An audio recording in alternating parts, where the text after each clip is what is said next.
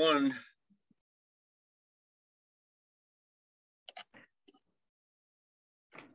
Thank you. We're continuing our meeting from Wednesday morning. There were presentations and board comments received on Tuesday, June 22nd, which actually ended up being Wednesday, June 23rd. And we are now on the part to read public comments related to this item. There are 33 public comments related to this item, correct, Ms. Soriano? It looks like 30, ma'am. Madam Board President Albani, and there were two originally Zoom comments for items this is for items 14, right? Yes, we're on item 14. Mm-hmm. If the Zoom comments show up, Mr. Mate, would you please let us know? The only one would be Mr. Walker. Mr. Rory Coughlin was present. Okay.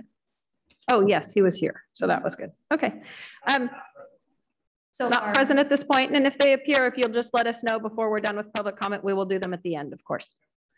We have a few ways to handle this. We have a number of things we're trying to just close up here. We could do 30 minutes. We can do a 3-minute or a 2-minute read. So I would like to call for a tally, just take a tally on how many we'd like to do. We'd like to read straight through in the order received for 30 minutes. We'd like to read a full comment or a 2-minute comment. Mr. Perez.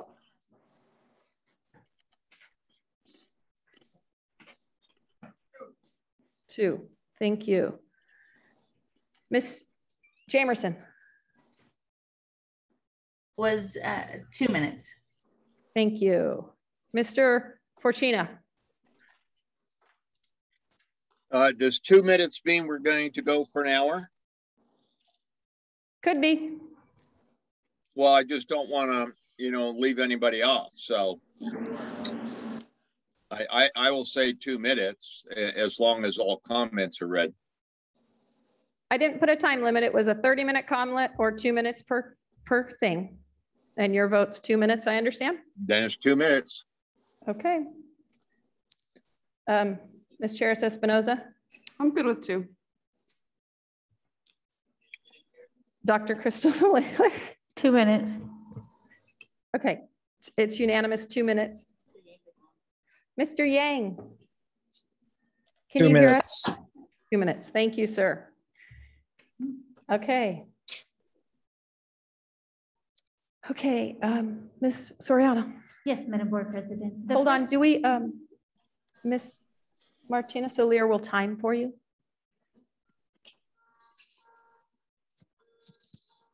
She'll tell you when she's ready. Okay. All right, all good. I'm gonna let the customer know that we're done. I'm ready. You wanna make sure you're on mute, Mr. Yang.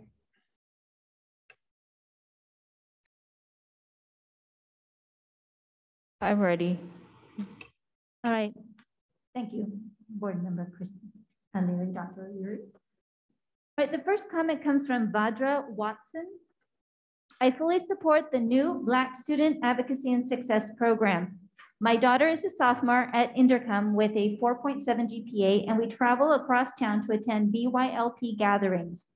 Through this program, my daughter has gained leadership skills, honed in on her community advocacy efforts, and has developed a strong sense of herself as a young Black woman.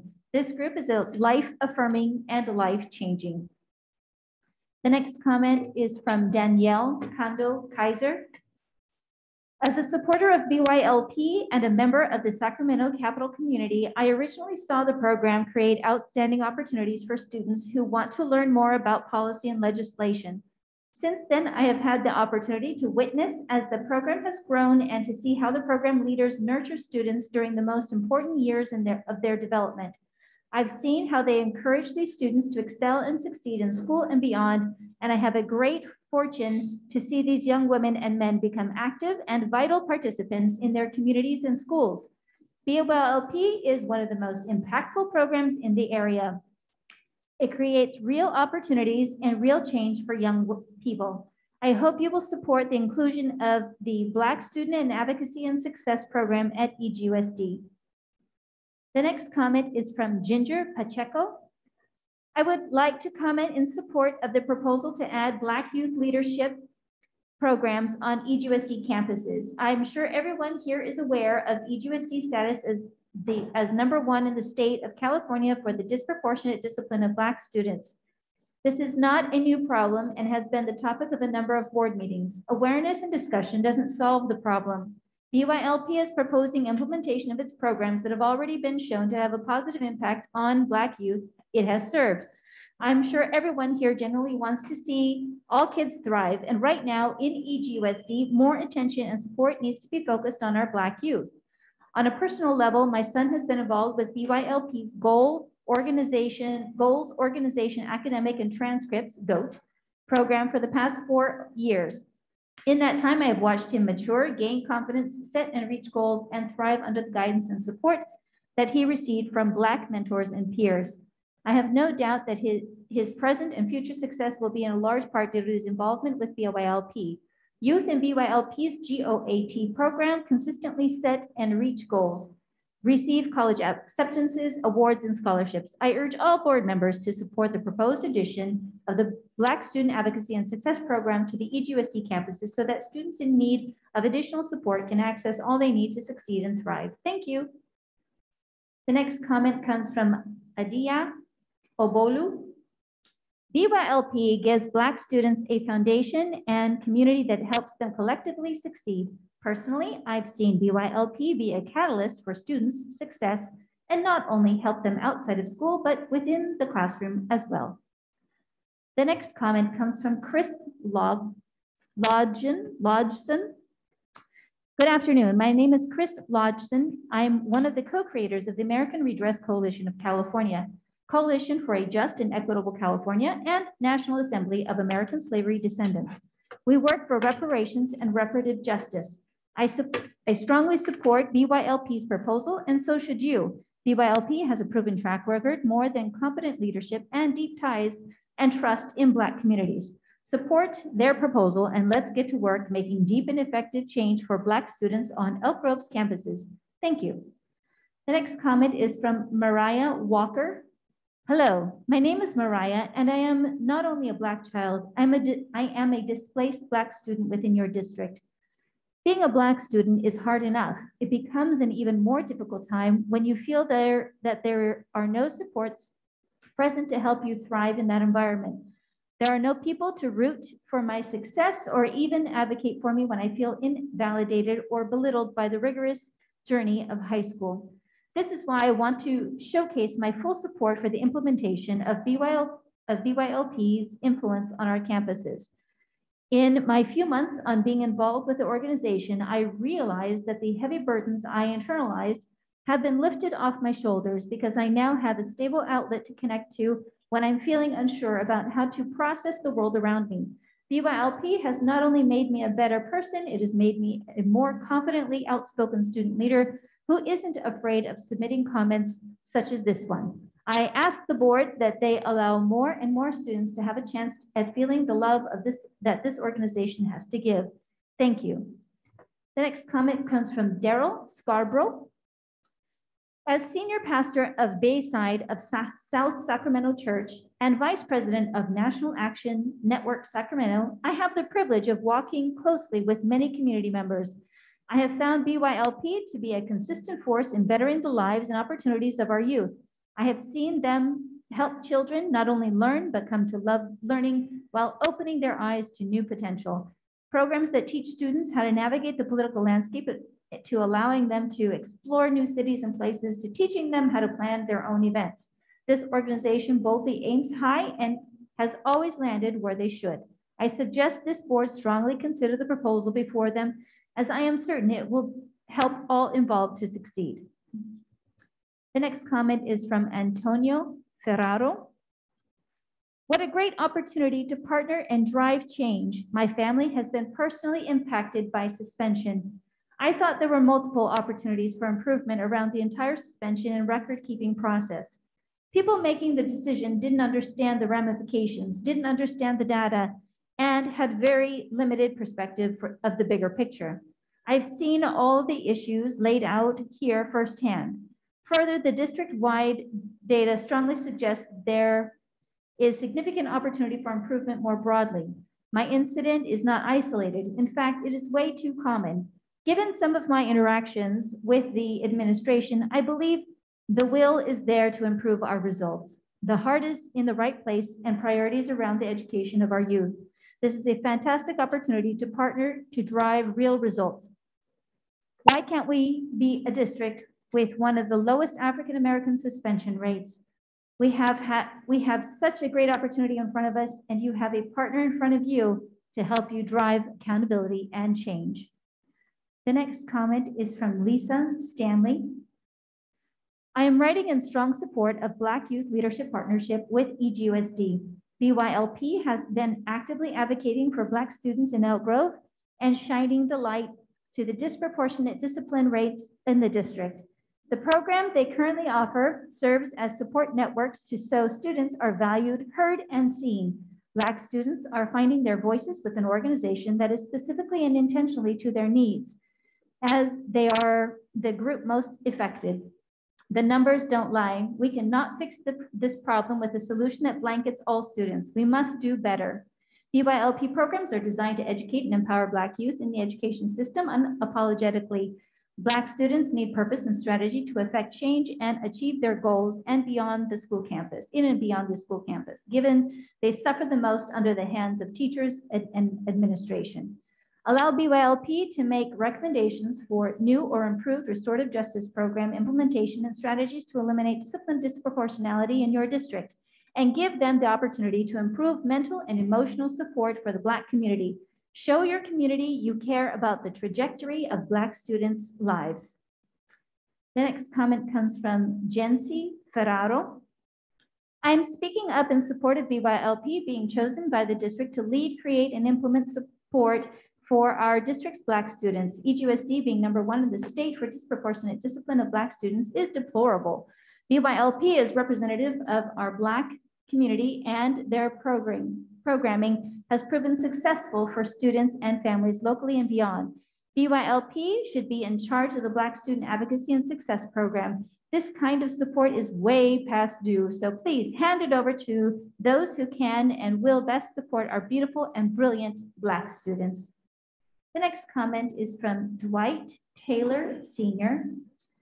Over the past 6 years, I've witnessed BYLP's powerful impact on our Black students and their families. From teaching students and families how to use their own voice to being the voice when students and families felt like theirs weren't being heard, or even when they believed they didn't have voice. As a parent of 3 Black school-aged children, as well as an educator and community leader, I know firsthand what it feels like to be unsupported in educational spaces. I should never have to feel that way again. Our babies and our families should never have to feel that way again. If there is even a question of why the BYLP program should be on campus, then I would challenge those who pose the question to check their own heart and motives. Educational equity is about giving our babies what they need, when they need it, and how they need it. So let's stand up and stand for being the change that our babies need to see. And it starts with BYLP's program being district-wide. Dominate your day. Thank you. The next comment comes from Zachariah Hundley. Good evening. I'm a student and a part of the BYLP program. I am a mentee in the Black Voice Support Network and attend their other programs like Justice Bootcamp and Legislative Open House. BYLP has helped me in many ways, and I feel it can be very beneficial for Black boys like me because it gives us a safe space to express our feelings and the things we experience on these campuses on a daily basis.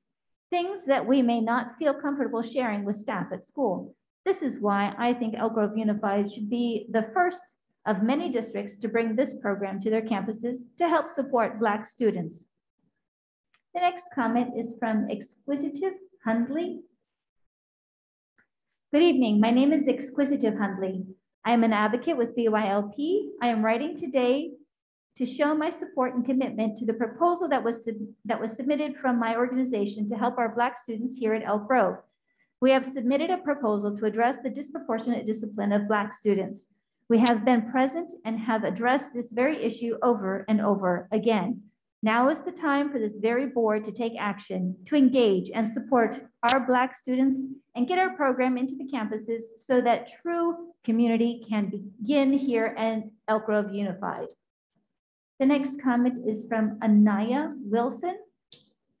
Black Youth Leader Project and their programs must be included in schools throughout the Elk Grove Unified School District. Even though the Monterey Trail region has started an equity council, I believe that in order to make Black students feel comfortable on campus in the school district, there needs to be a program designed for Black students, made by Black students.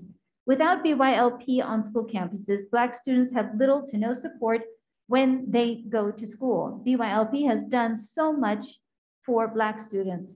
Their programs have given high school students internships that help them with important skills they need. They have a program that helps students get into the desired college or colleges, and they also have support networks for Black kids, adults, and allies to be able to come together in a safe place and talk about what needs to be talked about. The next comment comes from Samuel Hundley.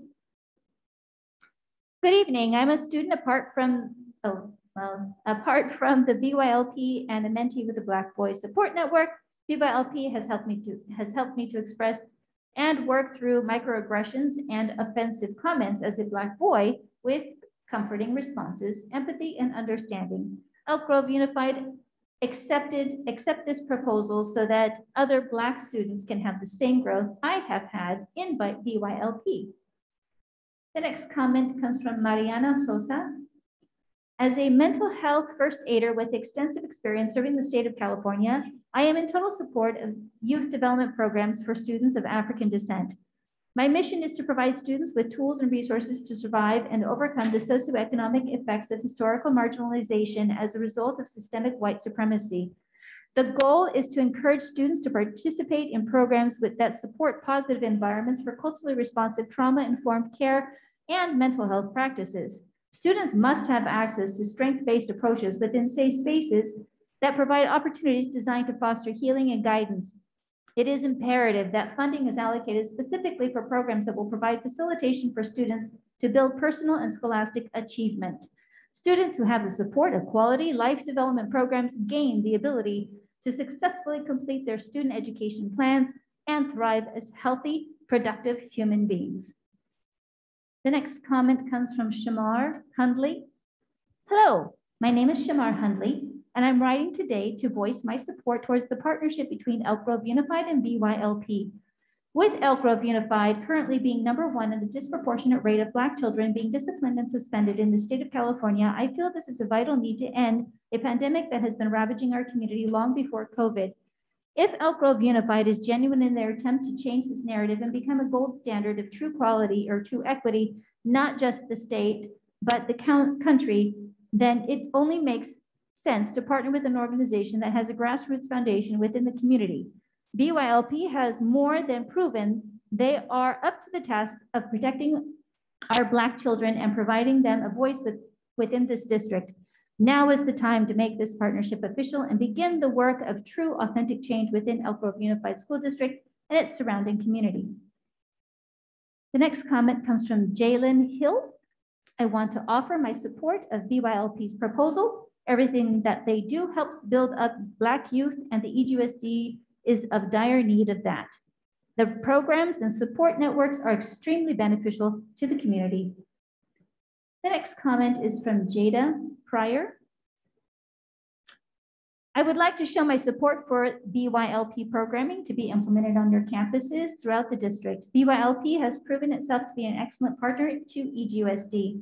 As an outside organization, BYLP has established itself as a strong pillar for Black students in the most critical stages in their life. Since the numbers of exclusionary disproportionate discipline for Black students has increased, EGUSD is #1 in the state, EGUSD must pivot in the way it has traditionally chosen to address these issues, thereby sending the message that Black students are disposable. One of the best ways to start to make changes is by choosing to partner with BYLP. I am in support of EGUSD approving BYLP's proposal. Stand with your Black students by recognizing the services BYLP offers are critical for their self-development. If you really want to see a change, you must do something different and be the change. Board members, you have the ability to set an example. With your leadership, you can become a turnaround district model in California and eventually for the entire country by intentionally deciding that non-action is unacceptable. BYLP is ready to roll out all programs because they are already in place. July and August only gives us more time. Please vote in favor to stand in solidarity with your Black students. The next comment comes from Embert Madison. Good afternoon and thank you for your time. All students deserve an educational environment where they can safely learn and evolve into their best possible selves. Unfortunately, that environment is currently not in place for Black students within EGUSD, as evident by the large number of Black students suspended within the district. While the current situation is disheartening, the good news is that EGUSD board now has the opportunity to remedy this situation. As a Black male growing up with a parent who worked in my school, I was lucky to develop positive association with learning and the educational system, even though there were very few teachers, administrators, or staff who looked like me or were from my neighborhood. But that journey was not linear. Yet when I lost my way, my school didn't exclude from the community through suspensions and other exclusionary policies. Instead, they brought me closer to the fold by finding ways for me to connect with mentors and similarly situated students. This helped me not only avoid disaster, but to thrive and ultimately obtain a professional degree. Thankfully, the Black Youth Leadership Project can offer a similar opportunity for students within EGUSD. BYLP has no less than 5 distinct existing programs that provide support for Black students while providing a safe, structured environment for them to blossom. For years, BYLP has delivered tangible and quantifiable results for the Black students it serves. There is no doubt that if this board takes the opportunity it has before it to implement BYLP services within the district will see a decrease in negative outcomes for Black students, which will in turn improve the educational outcomes for all of its students. Thank you for your time. Respectfully, Embert P. Madison, Jr., Esquire. The next comment comes from Raven Davis. Black Youth Leadership Project has a strong effect on Black youth. It has made children feel empowered, safe, and worthy. These are all qualities that children need in order to succeed, and this is not happening within the current disproportionate discipline of Black youth happening in the district. The next message comes from Maureen Kraft. There's an increasing need for services for Black students in the Elk Grove Unified School District. Who better than BYLP and Miss Lorene Pryor-Trowell? She is hands-on with hundreds of Black students, providing them advocacy services, mental health services, art therapy, but most important, teaching them how to become leaders in their lives and their communities. We need organizations like BYLP who relate to our Black students, and we need equitable services for our Black children in the Elk Grove Unified School District. As a community leader and parent in the district, I would like to highly recommend BYLP and encourage you, elected board members, to give this contract to an organization that operates in excellence. The next comment is from Selena Pryor. On behalf of the Greater Sacramento NAACP, I want to express my strong support for the Black Student Advocacy and Success Program proposal as submitted by the Black Youth Leadership Project. It is imperative that EGUSD invests in the African American student population to ensure support are in place to help them thrive post-pandemic. It is no secret that the COVID-19 pandemic created a divide of its own. Even students who had access to internet services and computers struggled to stay connected not only academically, but mentally and emotionally. Students were disciplined for minor infractions, such as turning off their cameras. Through its own investigation, BYLP discovered that African American students were disciplined more than students of other races, which resulted in them missing valuable instruction time. BYLP provided support systems and wraparound services for this population of students and parents during the entire pandemic. These vital services helped students overcome depression, unworthiness, and feelings of isolation. Students were also connected with tutors who looked and spoke like them, mentors, and many other community members who supported this vision. If this proposal is funded, BYLP will be able to continue and expand its work within the community, a multi-pronged approach that focuses on the African American student population specifically. is needed to help them successfully navigate the educational system post-pandemic. This proposal is a step in the right direction to address disproportionate discipline and rebuild community trust in the district. However, funding is tantamount to the success of any program and also allows the services to remain free of charge to participants. I respectfully urge your support of the Black Student Advocacy and Success Program proposal. Selena Pryor, Chair of the Greater Sacramento NAACP Education Chair. The next comment is from Jordan Sanders. I would like to show my support for BYLP's programs to be implemented on your campuses throughout the district. BYLP has proven itself to be an excellent partner to EGUSD. As an outside organization, BYLP has played a key role in the success of many Black students and has established itself as a positive and healthy influence in the most critical stages of their lives.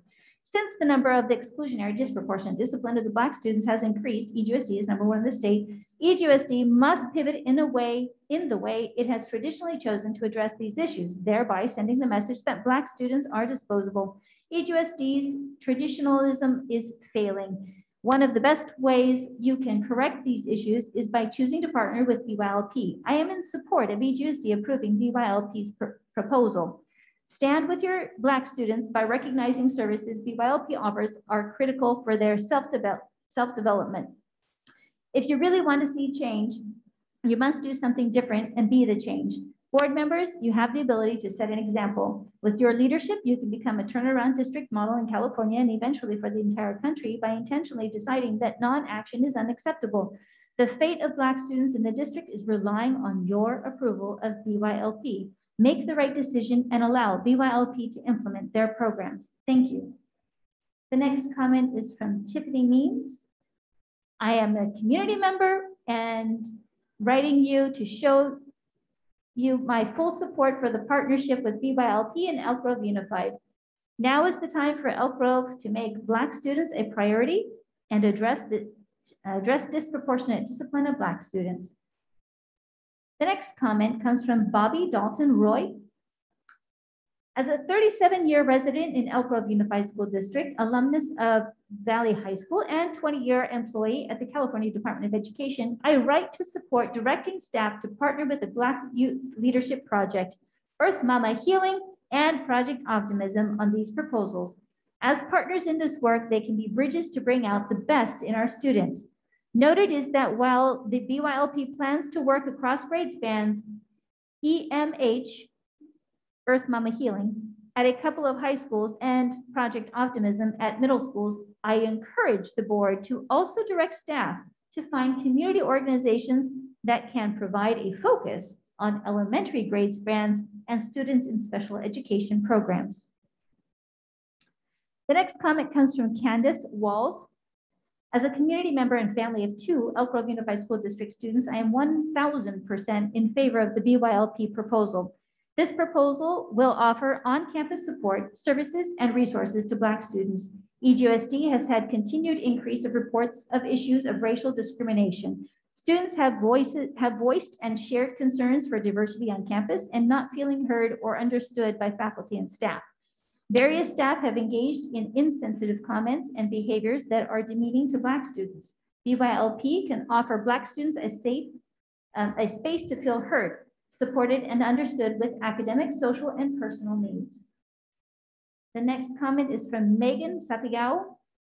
My name is Megan Sapigao, and I am a resident former student of the district, parent, and community leader in the Asian and Pacific Islander community. I also represent the Sacramento Asian Pacific Islander Regional Network, and we stand in solidarity with the Black community and all sibling communities of color that are affected by disproportionate discipline and racial disparities in the district.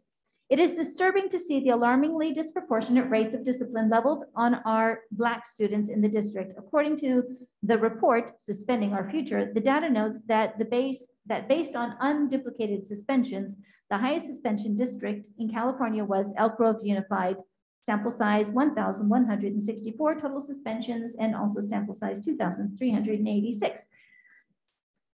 This is followed closely by Oakland Unified with 1,138 unduplicated suspensions. However, an important distinguishing characteristic is that Oakland has far more Black students enrolled than Elk Grove, yet suspends fewer than Elk Grove. This data is absolutely appalling and screams the need for the district to take a close look at how we not only rely too heavily on punitive actions, but also how we do not explicitly support our Black youth and families of color in this community, when it is so clear we need to.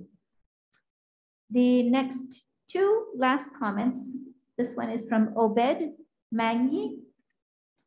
Good evening. I would like to show my support for BYLP's proposal to put programs in place for Elk Grove Unified School District campuses under the umbrella of Black Student Advocacy and Success Program.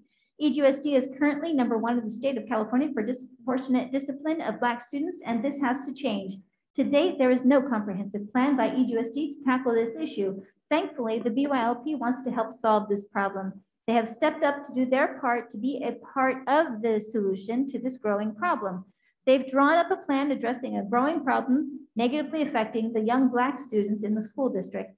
They have proposed putting their support networks such as GOAT and other advocacy services, along with outlets like art therapy and mental health supports in place for the students.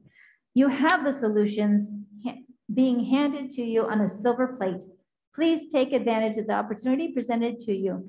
The marginalized students are depending on you. Like Dr. Martin Luther King said, an injustice anywhere is a threat to justice everywhere. Let's stop the injustice on our young Black students are facing today, and let's do right by them today. Thank you. And the last written comment from that was it. Thank you very much. So I want to reiterate how we started this. The Board of Education is being asked to identify any proposal or components of proposals that may be of an interest in order to ensure the scope of services and related budget items is in alignment with district requirement, contractual requirements, and identified student needs, and bring formalized contract recommendations back to the board. Excuse me, I have a question. Yes. You mentioned contracts. Yes. Versus MOUs? MOUs are a kind of contract. They're one and the same, sir. No, they're not. Okay. I disagree. Okay. Yeah, we work with both MOUs and contracts. But what are we going to, how are we going to fund these, contracts or MOUs? It'll be a conversation with any of the entities that you have us work with. I would like the board to make a decision, and I prefer actual contract versus the MOU. Okay. That was the question I had in the other funding program for this issue, because the MOU language is different from an actual contract. Okay. Thank you, sir. I'm just going backwards now, Ms. Chair. So what is this board going to do? Provide a contract? Can we take everybody's comments? Okay. And I started on your side last time, and I'm starting the other way. Okay. Ms. Chair Espinoza. Excuse me. Can you hear me? I just called on Ms. Chair Espinoza. I'll call on you next, sir. Okay. We will play it that way. Madam Chair, I want to thank the many people who have participated in this process, staff and community members included. It's been overwhelmingly positive. You know, and we've been in this position before as a result of problems that have surfaced in the district, but it just, it feels so good to have so many people step up and want to care for and help our students. And I'm so appreciative of all of that. As I have said before, I can't personally support a motion that directs staff to engage any specific vendor for any services. I just don't believe that to be in our role, consistent with all of my training as a school board member. I would like to direct staff to bring back proposals for the support of Black female high school students and Black middle school students. I know that there has been discussion of safe Black spaces for students and some urgency for that to be developed But as we did here on Tuesday, that work is already ongoing. And there is no need at this point to presuppose, who should be our community partners in that. I think that work is already ongoing, and I think we should let that process play out. So that's where I am. Dr. Martinez-Soler. I as well appreciate the community input, everybody coming to the floor to bring the proposals and the information present. I do believe there's a number of work that has to be done for targeted groups. And specifically, we've heard from our district employees and staff present to us a plan that needs to be done for programming and looking at student suspension rates and things of that nature. The board has expressed as well alternatives to help with suspension rates. So I know Mr. Cerruti and the team at Equity will take that work back and continue to work on the items that I know we all have expressed, and will continue in that belief. I also believe in our staff as being the experts and coming back to us with a plan of action, since they know they're aware of these concerns. And so I want to continue to support the staff work in that as well. I know we have a lot of different partners in the future that could be brought back with potential programs. So I want to give everybody a fair opportunity for that in the future. But I think I sit with letting our staff be the expert and bringing that information back and analyzing what types in the future of partnerships would look like for the community. So that's where I stand with that information. But I appreciate everybody's feedback and all the comments from the community. And we know that everybody has a passion for wanting to help specific targeted students of color here. For one, I will say that I support students of color. I support the movement to help specifically our targeted Black African-American students, but I also support the work in our district, and I want to let them lead the work. Thank you. Mr. Yang?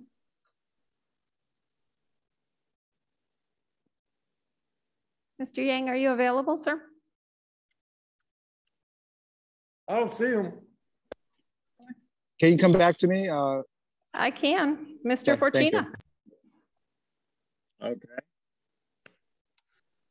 First of all, before I begin my comments, I'd like to correct a statement that was made with respect to how we got to where we are this afternoon.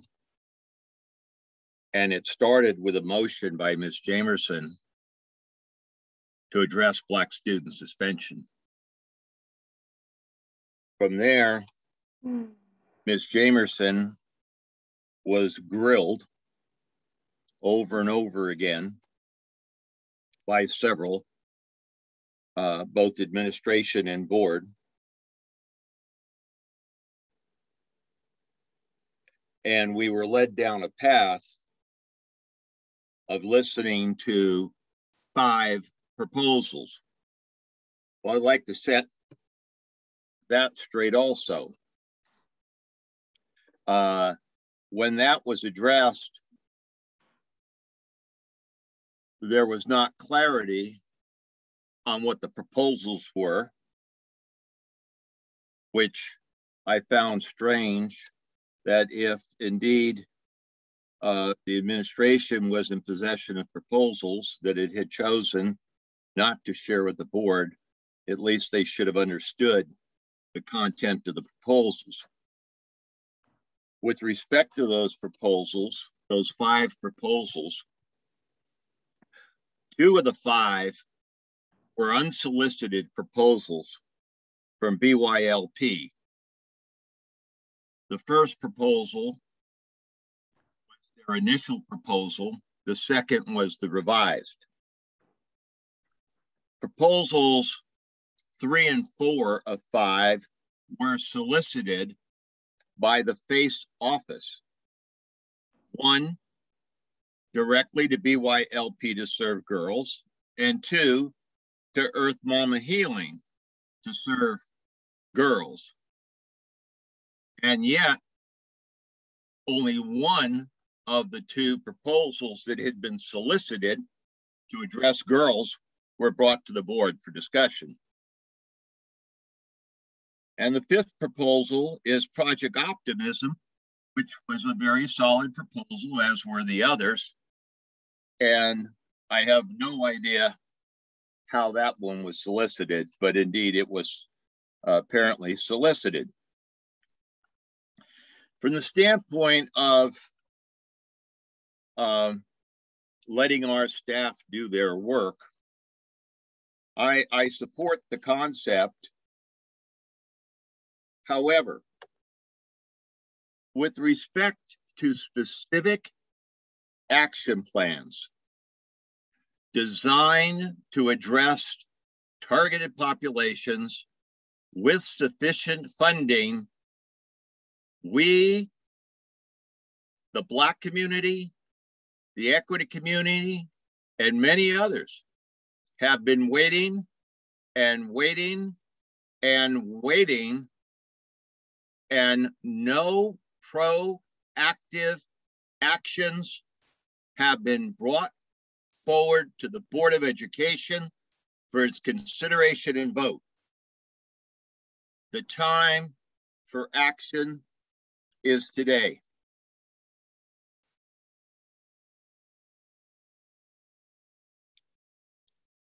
From my perspective, all three proposals, and in fact, 4 proposals, if I include the proposal that was solicited by the FACE office from BYLP for girls, should be funded. They would be proactive actions, directed and funded. With respect to the BYLP proposal that addresses suspension, I would recommend immediate approval of that proposal and direction to the administration to move forward with a contract so that we can be ready to go at the beginning of the school year. I don't understand with the concerns that have been expressed over and over and over again, how my colleagues can say, we need to let administration do their job when they haven't done it. We are supposed to sit and trust, which translates to wait for God only knows how long. The communities, the staff, board members don't want to wait any longer. We know the data. There is no dispute about the data. No one argues the data. The only thing that is argued is what to do and when to do it. Well, Black Youth Leadership Program, Earth Mama Healing, and Project Optimism have shown us ways to address the needs of students who have been underserved and have been the brunt of the current suspension process.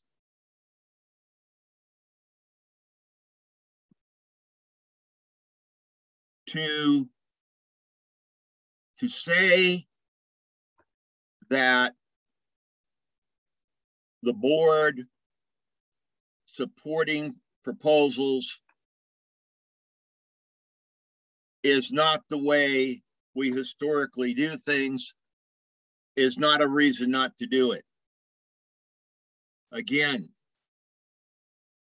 we have waited for direct action and we have not received direct action. The plan that we received last week is a strong plan with respect to addressing the needs of kids in the future. And even that plan lacks specificity with respect to direct action. I know people are comfortable with the thought that some things take time. Well, today we have an option. We can either, one, give instruction to the superintendent to move rapidly with the 3 proposals, or we can say we're comfortable in allowing the children and their families to continue with the lack of services, the lack of sensitivity, the lack of caring, and so much more that the children and the families have experienced for many, many years. I pray that this Board of Education will do the right thing and give direction to the superintendent today so that we can have programs in place with our partners with the start of the new school year. Thank you. Thank you. Ms. Jamerson. Thank you. So, as I stated, I am 100% in support of the plan that Mr. Cerruti and his team laid forth on Tuesday for us. And in fact, I'm even excited about that plan. And there are a lot of well-meaning people in the district to be able to help carry that plan forth. There are even some folks that have put in the work to become anti-racist educators to help carry out that plan. There is, however, a lack of Black educators to carry out that plan. And we've heard that from Mr. Singh and Ms. Soriano. They stated the fact. It's an issue that is being addressed and being worked on. However, there are Black community members, parents that are there ready to help take care of our Black children. As the only parent of Black children on this board, I know that I can do my best job to help educate, advocate, support my children, but even I am not Black, and I seek out other Black people to be able to help with my children, for them to look to as role models, to them to look towards as mentors, to them to understand what it is to have their lived experience as a Black person. As much as I want to be able to empathize with my children and to be able to protect, I don't have that experience. And the same is with the Black students in this district. We need Black educators, Black community members to come in and help our Black students that are struggling to be able to address the disproportionate discipline of our students, to help our students who have every right to be able to thrive just as much as the other students in our district. And so for me, I look at our community to be able to come and support the plan, to support our district, work in partnership. It's good for us as a district. It's good for us as a community, as a city of Elk Grove. It's good for our students. It's good for our Black students. And so when I made the motion to be able to say, hey, please put this on the agenda, we need to address, we've been offered week after week to partner with BYLP. And I originally, that was what I wanted. I said, hey, can we please make a decision on this? Can we stop ignoring? When we heard children get on Zoom and share their experiences of hurt, of trauma, and then we ignored it, we never made any attempt to say, hey, what's happening with that proposal? So I made that motion. I may have made that motion out of the lines of protocol. I may have made that motion and it may have taken folks by surprise. But I feel a sense of responsibility to address the needs. Our community is saying they're hurting. And so I felt the need to address it.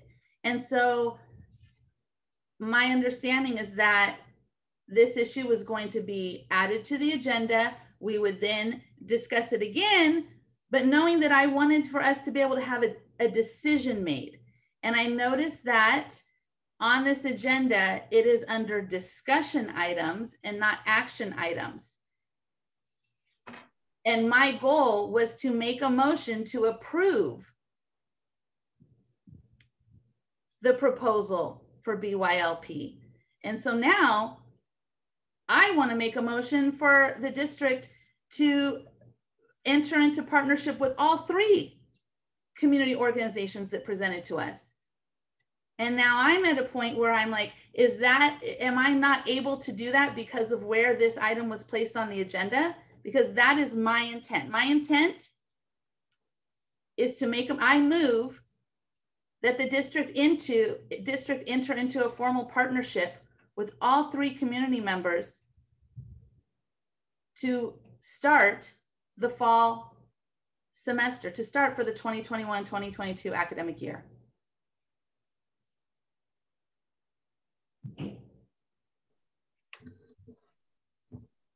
Okay, I do want to clarify in putting the agenda together.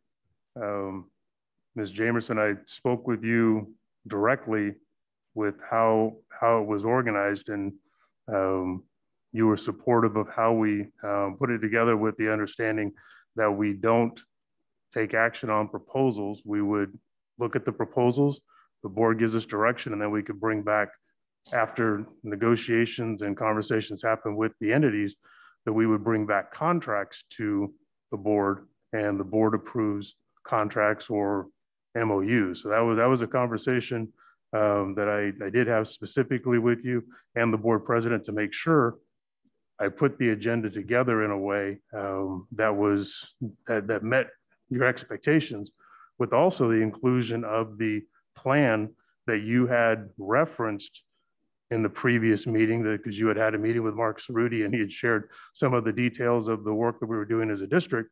And so that's why we moved that item up from the August workshop to Tuesday's meeting. So I thought I was working directly in conversation with you, and I shared that conversation with President Albiani as we put the agenda together. Yes, we did talk, and I was in support of hearing the plan, and that we would bring forth the proposals for us to be able to hear from those folks. It was not clear that we were not making, that there was not an opportunity to, for us to provide direction and to make a motion that we move forward with these proposals. Well, you can certainly give us direction to move forward, but in our conversation, we spoke directly about that the board approves contracts, and we wouldn't have contracts on the agenda that started last Tuesday. And that was the conversation we directly had. The board and we're asking for direction for the board. Are there specific components of any of the three contracts or the proposals that the board wants us to enter into discussions and quote unquote negotiations, with the entities? That's a process that has to happen in order to bring the contracts. And I thought that was the conversation that we had. Yeah, and and so maybe this is about semantics. I want to ensure that we are moving forward. I want to give direction. And if that's just by me saying I give direction, then I give direction. But if I need to make a motion that says, I want the district to enter into negotiations with these three entities to be able to provide services for our Black students, then I want to make a motion. I want to do whatever ensures that the district is moving forward with these three community organizations. The way this works protocol-wise is Mr. Yang still has an opportunity to share. Everyone shared their view of this except for Mr. Yang and the president. So we've heard your view of it. No individual board member can direct this. So in the end, the board as a whole needs to give us direction. So I understand your perspective very clearly, but in the end, it is the board that will give staff direction. I would second that motion with no motion amendment. There's no motion on the table, She made sir. one. She made one. We are taking. I recognize she made a proposal. Excuse me. It's still her turn. Can we let her finish, please? Right? I second her motion. Can we please let her finish her comments? Mr. Perez, you're next. Madam President, then my question to you then is, after each of us speak, are you going to then ask us for a vote as far as who would like to give direction to move forward with these three organizations? So after each of us speak, so it won't be. We can take motion. We can take a motion. Yes. There won't be how does the board give direction? There are 7 of us. How do we vote to be able to give direction to the district? Right. So I can help with that. Sure. Okay. So because it's not an action item, we're not taking an action to do to approve a contract or something along those lines. We can go through at the end and say, do we agree that this is the direction? Somebody can give an idea. This is the direction we want to give the board. And then do we have agreement among the board? And as long as we have 4 or more members that give that direction, that is direction from the board, and we'll move forward. It's a little confusing, Ms. Jamerson. I understand the confusion around what legally is considered an action. I guess it might be helpful to describe this as kind of a straw poll, and whenever there's a majority of the board, that's how we give direction. Well, I interpret she's not giving a action item. Not an action item. So I know exactly. She understands that. I understand that it's not an action item, but she's proposing giving directions. She wants the board to take some direction. So what I'm asking is that I want to ensure that we are going to have a straw poll. That's what I want to make sure, that we're not just talking and that we go on to the next agenda item. So that's what I want to ensure, that we take that straw poll. And I second that motion. Not a motion. But. There's no motion needed to second. Well, you don't recognize it as a motion. I do. Great. So it's your why turn don't to talk, you, sir?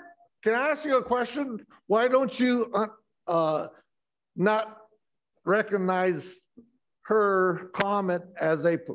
I did not recognize Ms. Charis Espinoza's comment that she does not feel it is proper to specify a person, yet wants to help junior high,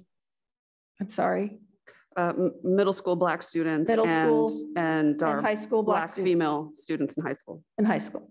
So right now, as a discussion, we're all sharing our points. I didn't quite understand what you said. Just trying to answer your question. What was that?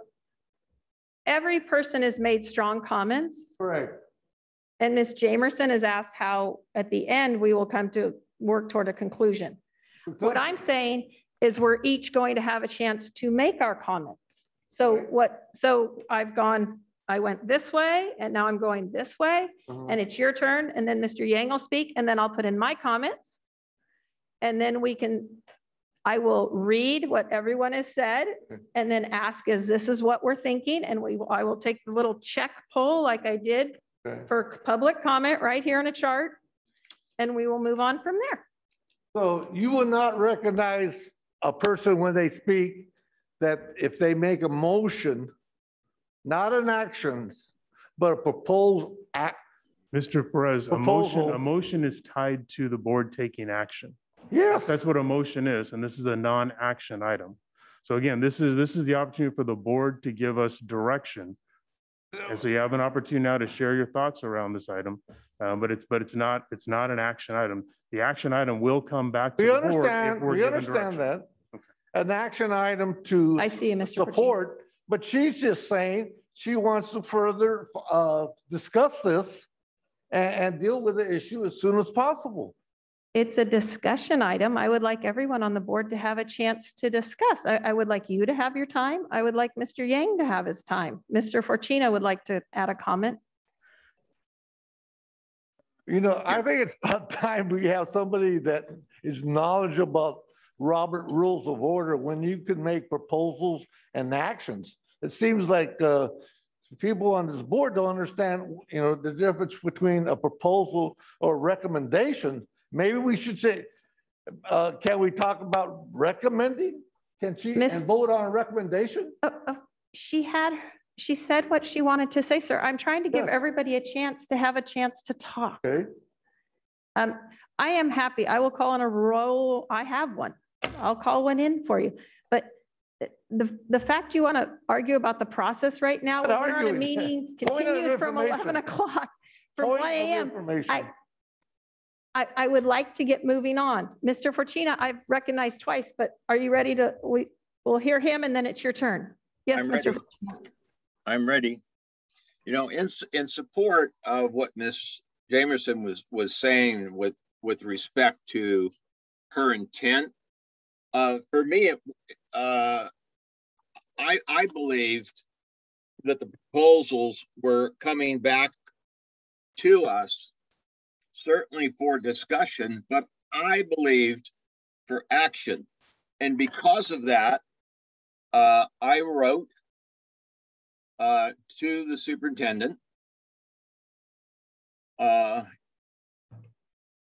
to the board president after the June 22nd meeting, after the June 15th meeting, and after the agenda was published for the June 22nd, and I said, quote, the proposal for the use of the remaining support funds is the same proposal received last Tuesday night, without the addition of a contract amount with BYLP or any other agency, nor any statement regarding the board's comments to fund Ms. Jamerson's motion now, so that a plan of action can be put in place for the 21-22 school year. Black children have waited too long for meaningful and direct change. They should not have to wait any longer. My reply was, staff's recommendation remains the same for the wrap-up of round one funding. These items will be very helpful as we work towards opening the school year.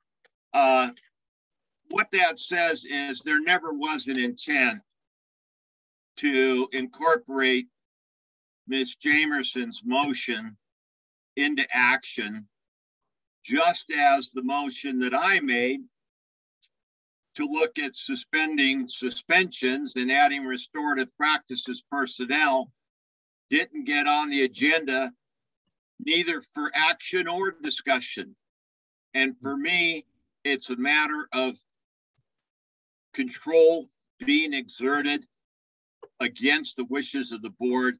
And I think Ms. Jamerson was clear in what she wanted, and I certainly was clear in what she wanted, and that is not what happened. there is a way to fix it. And when we talk further after Tony and Sean have spoken and Beth, I will put that on the table. To speak to that specifically, we can go back and look at the recording, but the agreement with regards to the suspension conversation was for the July meeting, not for Tuesday's meeting. That was the agreement. We can go back and clarify that. So I want to be very clear that there was not an agreement to put the suspension item and the restorative practices on the 22nd agenda. Second thing I'll make perfectly clear is I spent significant time making sure I clearly asked Ms. Jamerson how we could organize the agenda in a way that met her expectations and moved us forward in this work. With regards to the other agenda item, we're not on that agenda item yet, and I will speak to the recommendation of bringing the round one back the way we brought it the last time we brought it to the board. I will speak to that very directly because those items do allow us to open the school year in a safe and effective way. And we are moving forward with the request that Ms. Jamerson gave us as well.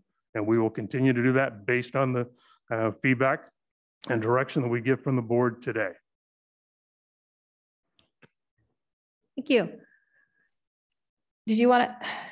I would like to comment, but I think we're still waiting for Mr. Yang's initial comment, so I can wait until after he goes. That would be great. Mr. Perez is actually next. Yang before me. Didn't you go to him, or was that a separate comment? I think, didn't Mr. Perez speak? No, Mr. Perez has just been talking about the way the meeting's being run. He has not talked to the issue. Got it. Mr. Yang? Okay. Go ahead, Mr. Perez. I yield to you.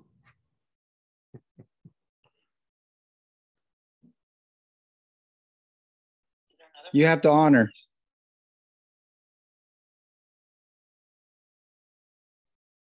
Okay, somebody go.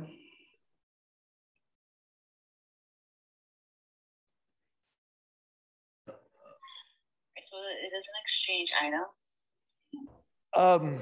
I agree with Mr. Forcino on his comments. I agree with Dr. Martinez on her comments. Way overdue.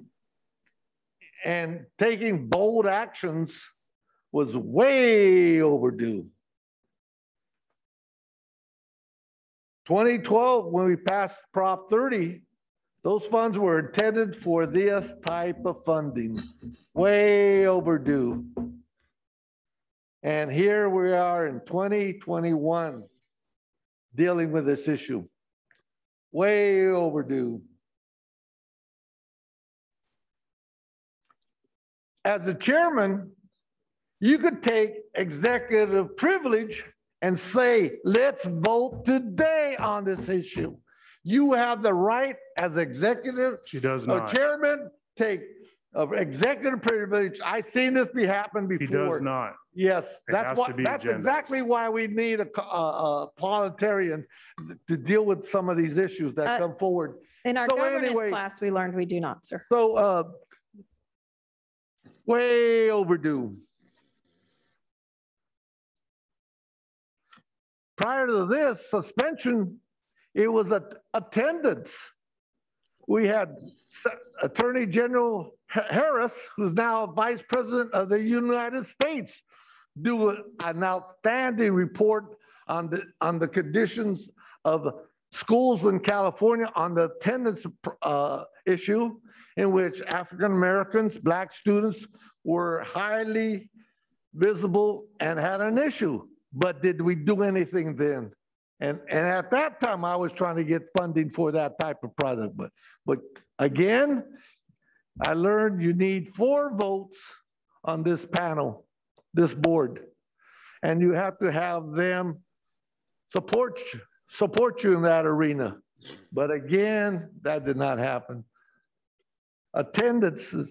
Before you have suspensions, you have to have attendance. People, students being there. And that lack of attendance leads to dropouts. How we dealt with that issue. Way overdue. Attendance, way overdue. Okay, Mr. Press, this comment, this topic, please, sir. I am. That's my style. We don't have 30 or 40 minutes for every member on every issue. We won't finish today. We're going to start losing members. If you know what, excuse me, Tony. What? Tony is not the one that has jam-packed the agendas so that people don't have enough time to speak. Every board member has the right to speak as long as they choose to speak on a subject. Don't limit him. Well, now I understand their tactics, Mr. Forcina. They have been doing this since I've been on the board. When I bring out the truth, they don't like it. So what they do, interrupt me or bring out a subject, get me distracted. I'm pretty familiar with their tactics now.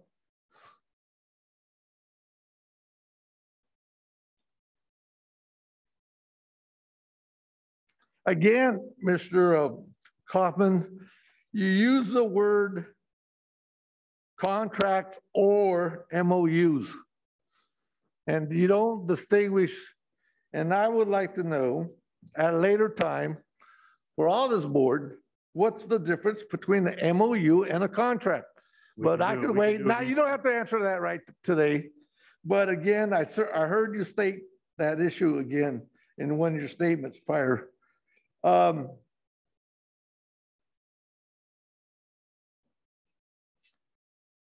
There has not been any talk about the actual funding level, or did you give instructions out there to these individuals?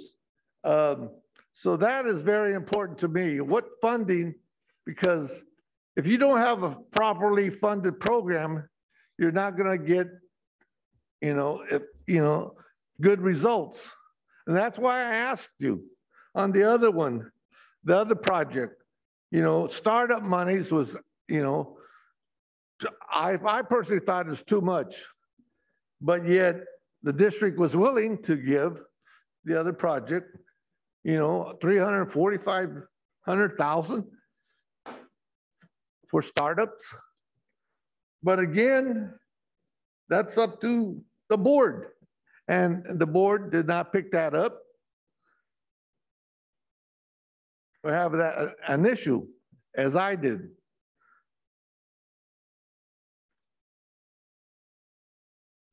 I would like to see these contractors have a scope of work and the terms in which they will produce and be evaluated by data outcomes of these projects. That's one particular weak area of a lot of CBOs, community-based organizations, when they do projects with the state, the county, and school districts, or whoever they contract with them. Mr. Perez? Yes. You have a good, there's a good point there in that the reality is we received these proposals, as a result of a needs analysis that we were conducting with our community, with our families. And it was really based around what do we need to close out the 2021 school year? Mm-hmm. What do we need to have a great summer program? And what do we need in place moving forward for the 21-22 school year? Mm-hmm. So you're right in many cases, and this could be a process that the board could do more. We could do this more structured in that we could put an RFP, we could put a request for proposals out for the work, and the board could identify specifically what it is that they were looking for, what problem they were trying to solve, and they would also send the format by which the proposals would come back. So when you spoke the other night, when you worked with the state and the RFP went out and then the proposals came in, it was easier to evaluate, put them against each other and evaluate because they were in a similar format. But we didn't do an RFP. All we did was we were just conducting a needs analysis. And in the end, an existing community-based organization that we were working with identified two partners that they know and think do good work.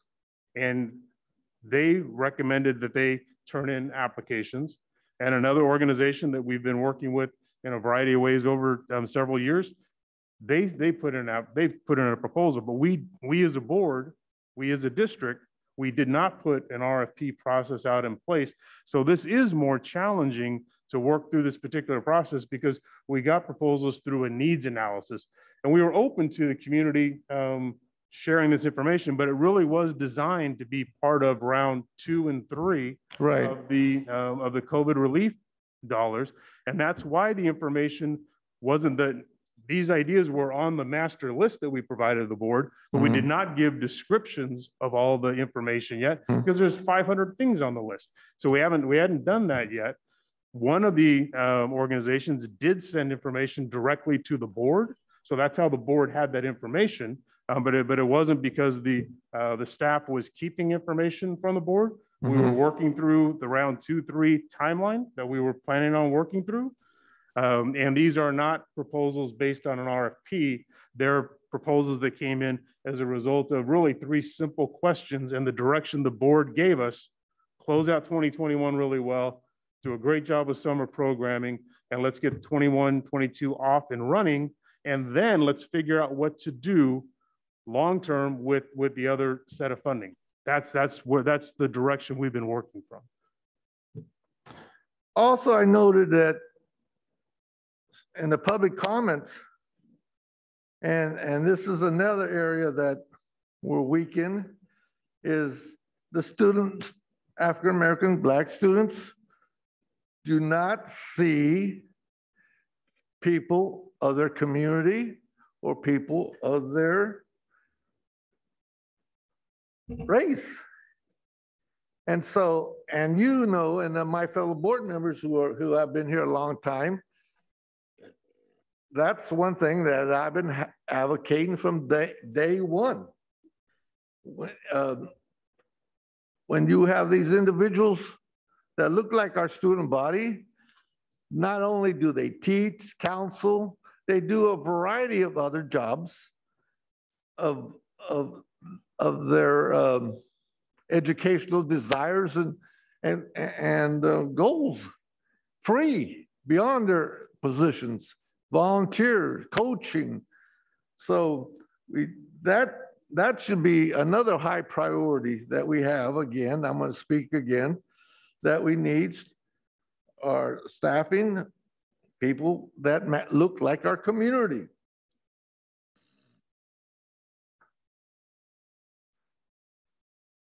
And I would like to see you and our staff negotiate with these particular contractors, nonprofit community contractors, to be a little bit more goal-oriented on this issue, on suspensions, and try to narrow it down, but also at the same time be flexible like they presented to us to deal with these other issues we have with the student body.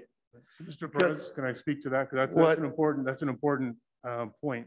So one of the things that we will do is we actually do have a process by which we use all the time when we work with vendors to do exactly what you're saying. Okay. So we are going to have, if the board gives us direction to work with one or more of these vendors, we are going to have to sit down with them and walk them through the normal process by which we do exactly that. Let's be very clear about the goals that are looking to be done, the scope of work, who does data, work. So quarterly reports. When we bring back to the board the MOU or the contract, that will all be done. But that's going to take work. That's not and that's why we don't just blanketly approve proposals, because there's a great number of details that need to be worked out to make sure the funding that we're moving forward to a community-based organization is doing what it's targeted to do.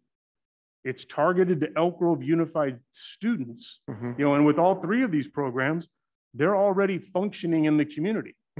Our money can't go to those organizations to supersede services they're already providing and or providing to non-Elk Grove Unified School kids.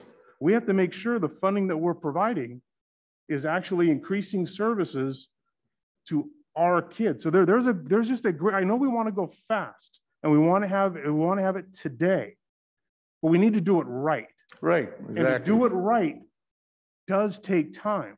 Do it right does take skilled people working through processes so that we can all sign off. And when I bring something to the board, I can tell you, this has been vetted. This is legal. This will help us meet our goals. Right. And that's not fast. And I can't apologize for doing things right, but we can't do everything today. It's just not how it works in an organization of this size. Critical work, we will get it done, but we have to do it in the right way. This is the public's money. We don't just get to do what we want to do because we want to do it. So you're right. Your comments are spot on. Okay. But there's process work that has to happen. Okay. And as soon as we get these educational equity program specialists for universal equity program specialists, targeted equity programs, hopefully they would work with these targeted student body. Absolutely. Okay, so that's what I foresee happening. Again, it's not as fast as I would like it to be because of the fact that in 2012, again, we voted for this legislation to deal with this issue at that time. And that's why, you know, I'm frustrated, but yet I have a lot of hope because of this new board body that pretty much understands the issues more so than the prior ones. And hopefully that they make it a priority and give you guidance and staff to go about dealing with these educational issues. Thank you. Keep up the good work. Mr. Yang.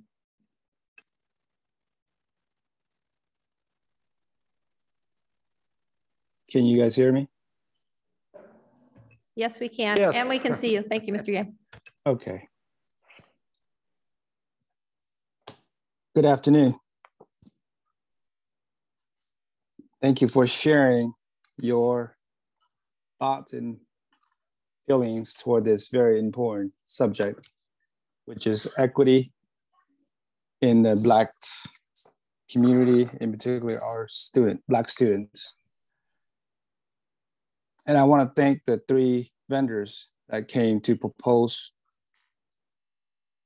in front of us a couple of nights ago. Appreciate you guys showing up and present what you guys have to offer. And I also like to thank Mark and his staff for presenting the Universal Project. I thought that was fantastic and very optimistic about what the future holds for our Black students in the Elk Grove Unified School District. A lot of my colleagues has already voiced their opinions in great detail. I wanted to let you know that I am definitely in support of equity and closing the achievement gap. And that is helping out students to be successful in academic and life. And the group of students that are suffering in those categories are the Black students, among others as well. But this subject is regard to the Black students. So with that said, as much as I want to support equity and the Black students, we still have a protocol to follow. And I hear Superintendent alluded to our staff. This is not an action item. So with that said, we have to make sure that we follow the protocols.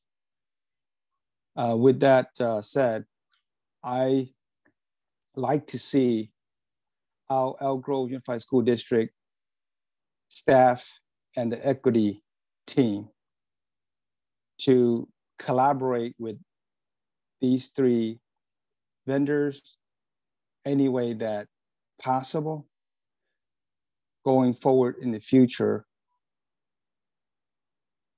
to help our Black students succeed in reducing suspension or prevent suspension, prepare them to be successful in high school, in school, and in future education and life in general. So with that said,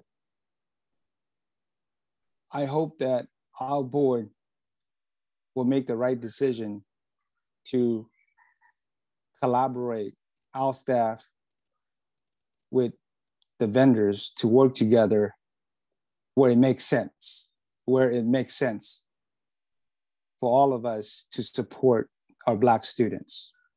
Thank you. Thank you, Mr. Yang. I have kind of 2 trains of thought. First of all, I am a huge believer in process. And I think the process is what's carried Elk Grove to this point. And we have a process of finding information. Our staff, we set a goal. Our staff works to help us do that. They come back with information. We get full information.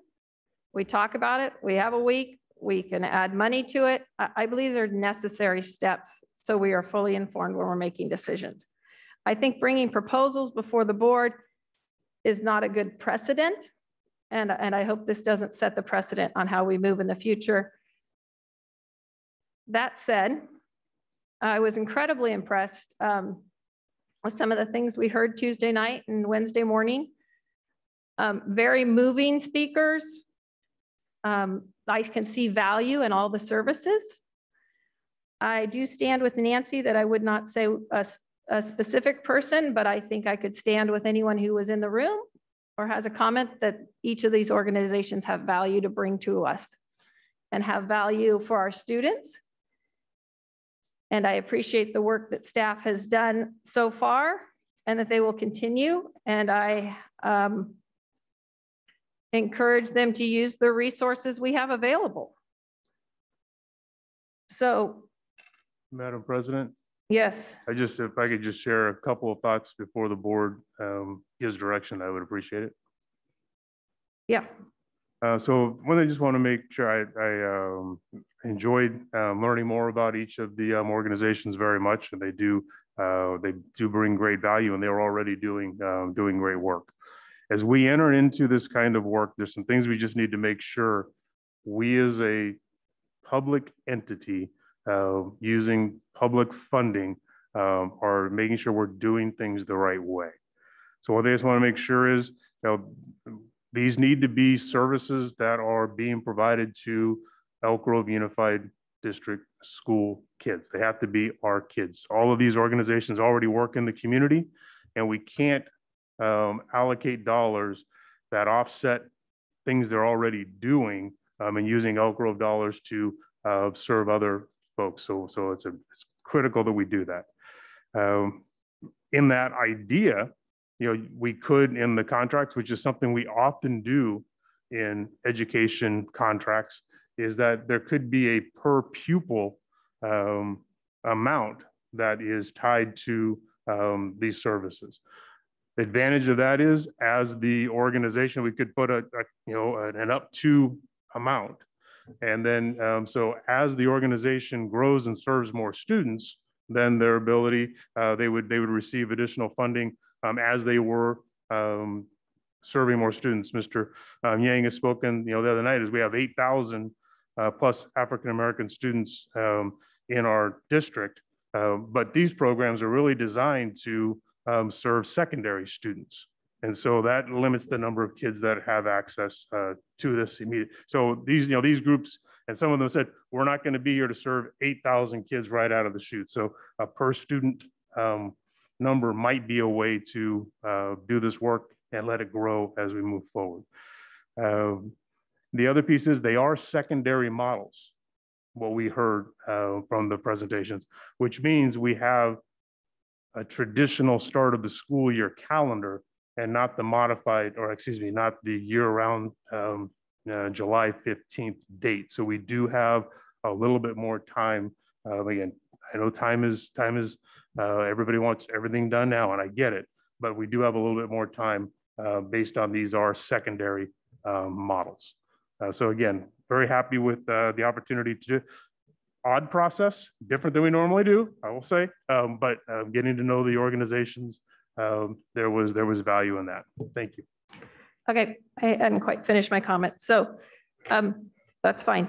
But now you've put something else in my head. I believe there's a minimum that requires for someone to run a program. So if we do a per student, I think there always has to be a minimum that we allow them that makes it worth their time, and a student could go up to a maximum, makes sense. But to me, there's the details of a contract that aren't what I'm supposed to be doing from this dais. So that makes me kind of crazy in the head too. I also think it's important, like Mr. Perez said, with the layout, is when we take a community organization and bring them into school, it's another atmosphere. And what worked for them and was in a community, we need to fit into a school model with school staff and school formats. And that's a hard process for some people. And it takes building a relationship that needs to build on trust, and relationships have positives and negatives. And so I think we need to take in consideration that model of how to best serve our students to be successful, and realize this is a new, for some of these, it's a new step, for others not. But how will they fit in with the Elk Grove system and how we serve our students? So after I've listened to people, oh, and I would like to say, Mr. Hoffman asked me about this format, and I said that sounded fine to me as long as it was fine with Ms. Jamerson. And he did speak to Ms. Jamerson, so I really feel it was unjustified to attack me about this process. We have 1, 2, 3, 4, 5, 6, 7 people who say yes, they want to move ahead. We have 1, 2, 3, and I'm not sure if Mr. Yang would be a yes or a no to the specific contractors. But I believe the overall feeling, and please let me know, I understand Ms. Martina Soler, Ms. Cheros Espinoza, and myself, and please correct me if I'm wrong, but I'm trying to do what I hear, are not comfortable saying partner with this person on the basis that is not our training through the governance program and CSBA and our understanding of our job. But they are in saying, please move ahead. We do want to go ahead and form partnerships. We want to move ahead. So from my standpoint, I think we are good to go. Ms. Jamerson, what more are you looking for?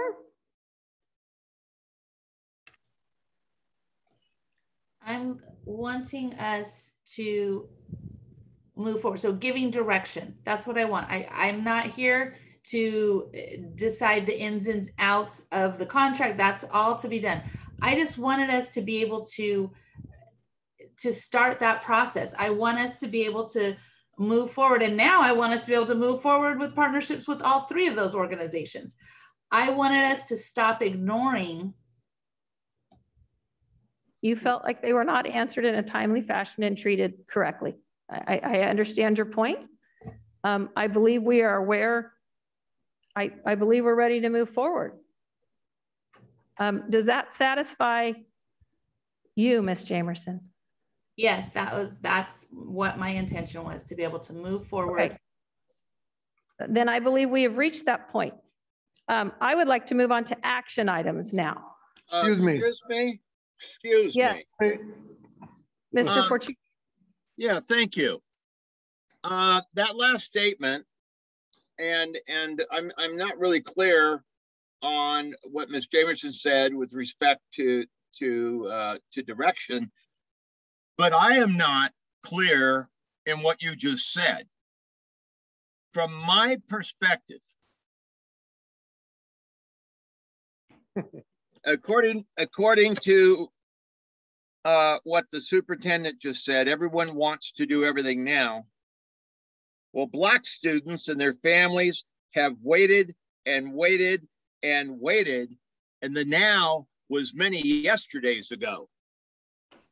What I have heard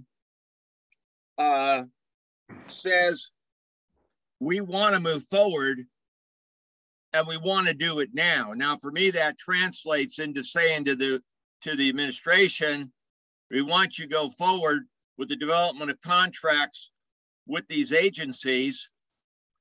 The contracts spell out what people are going to do, when they're going to do it, how they're going to do it, and how they're going to be evaluated. And that is the job of the administration to complete prior to the contracts being brought to the board. I am not comfortable letting this go forward without date expectations. I don't want to talk about this next year. And what you were just saying places no timeline on it. It's open-ended. Oh, we want to go forward. Yeah, do we want to go forward this year, next year, 6 months, September? When are we going forward? What are we going to expect? I didn't hear any of that. Madam Chair, can we ask the superintendent to provide a suggested timeline? I think that's a very simple request. I would like to know in the rate we can do this. So could you give us a timeline on when you could start meeting with organizations? What I would propose is I'm not prepared to give a timeline based on information that I just received from the board. What I would want to be able to do is sit with my cabinet, digest what it is that the board shared with us today, and just like you'll have in your board communication packet this afternoon, there's a proposed timeline for the round 2 and 3 process. So you'll be able to see that to be able to give us feedback on. I do think that we would be able to bring to you certainly by the next board meeting a timeline with regards to these proposals and what that would look like, but I'm not prepared to be able to lay out a timeline based on the information I've heard in the moment.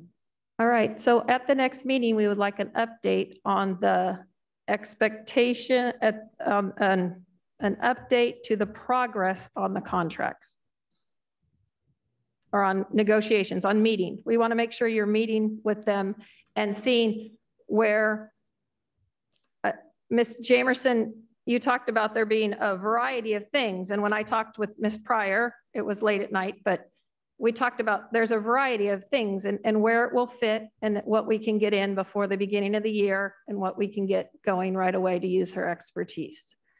Ms. Jamerson? Yeah, so my intention was to have these partnerships implemented by the 2021-2022 school year, the start of the school year. So that's my goal. I understand that, the administration needs to go and determine the timeline, but I want that to be, that's my intention was to start. And so to be able to work and reverse engineer to see what needs to be done to make that happen. And if it cannot happen by that, I want to know why or what exactly, what is holding that up. Which again, we can bring a proposed timeline for you for the next board meeting. But again, in negotiating the contracts, that is going to take time. And even once the contracts are ratified, then there's fingerprinting process. I mean, there's, so Right. I'm not going to make a promise that this is something that happens the first day of school for the 21-22 school year. I can't make that promise to you because that's not how we work. But what I can say is we will meet with these, but first we're going to put a timeline together for you and make sure it meets your expectations. And we will bring that forward. We've heard the direction. We'll end up meeting with all three of these groups.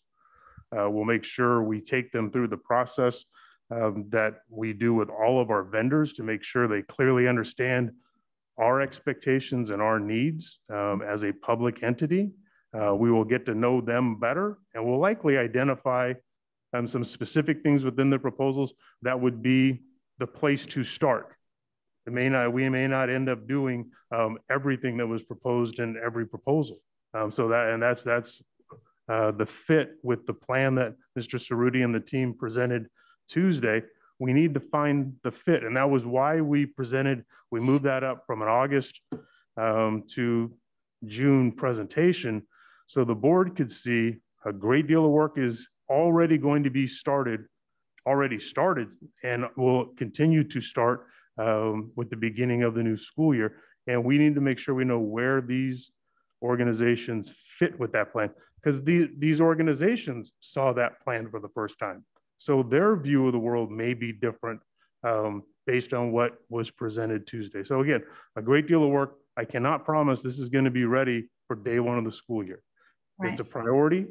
We closed out 2021. Summer's up and running. We're just about ready for the start of 20. So we're ready for a big new project. And so this is part of a big new project that includes the round 2-3 work that is going to be overwhelming for the board and everybody else. But it's going to be a good overwhelming because there's going to be phenomenal stuff we're going to be able to do. So I know it's right here, right now, and it's in front of us. And every day we don't do something, there's another kid that doesn't get served. I live with that, and I don't sleep at night because of that. But I also have the responsibility of moving this organization in a way that makes long-term decisions that make long-term impacts. And I will say this board has given great direction over the years. The staff across this district has done phenomenal work over the years. Do we have room to get better? Absolutely. But there's many things that didn't exist 6 years ago that exist now. The Office of Equity didn't exist. Family and community engagement didn't exist. They exist now. They're functional now. We're building on them now. We're headed in the right direction. We've done a great deal of work. And I take absolute, I don't even know what the right word is, but it hurts me as the leader of this district when I hear other leaders say, we've done nothing, because that's not true. The board's done great work. We have more work to do. The staff has done phenomenal work. They're the best people I've ever worked with in my career, and we will get this done for you.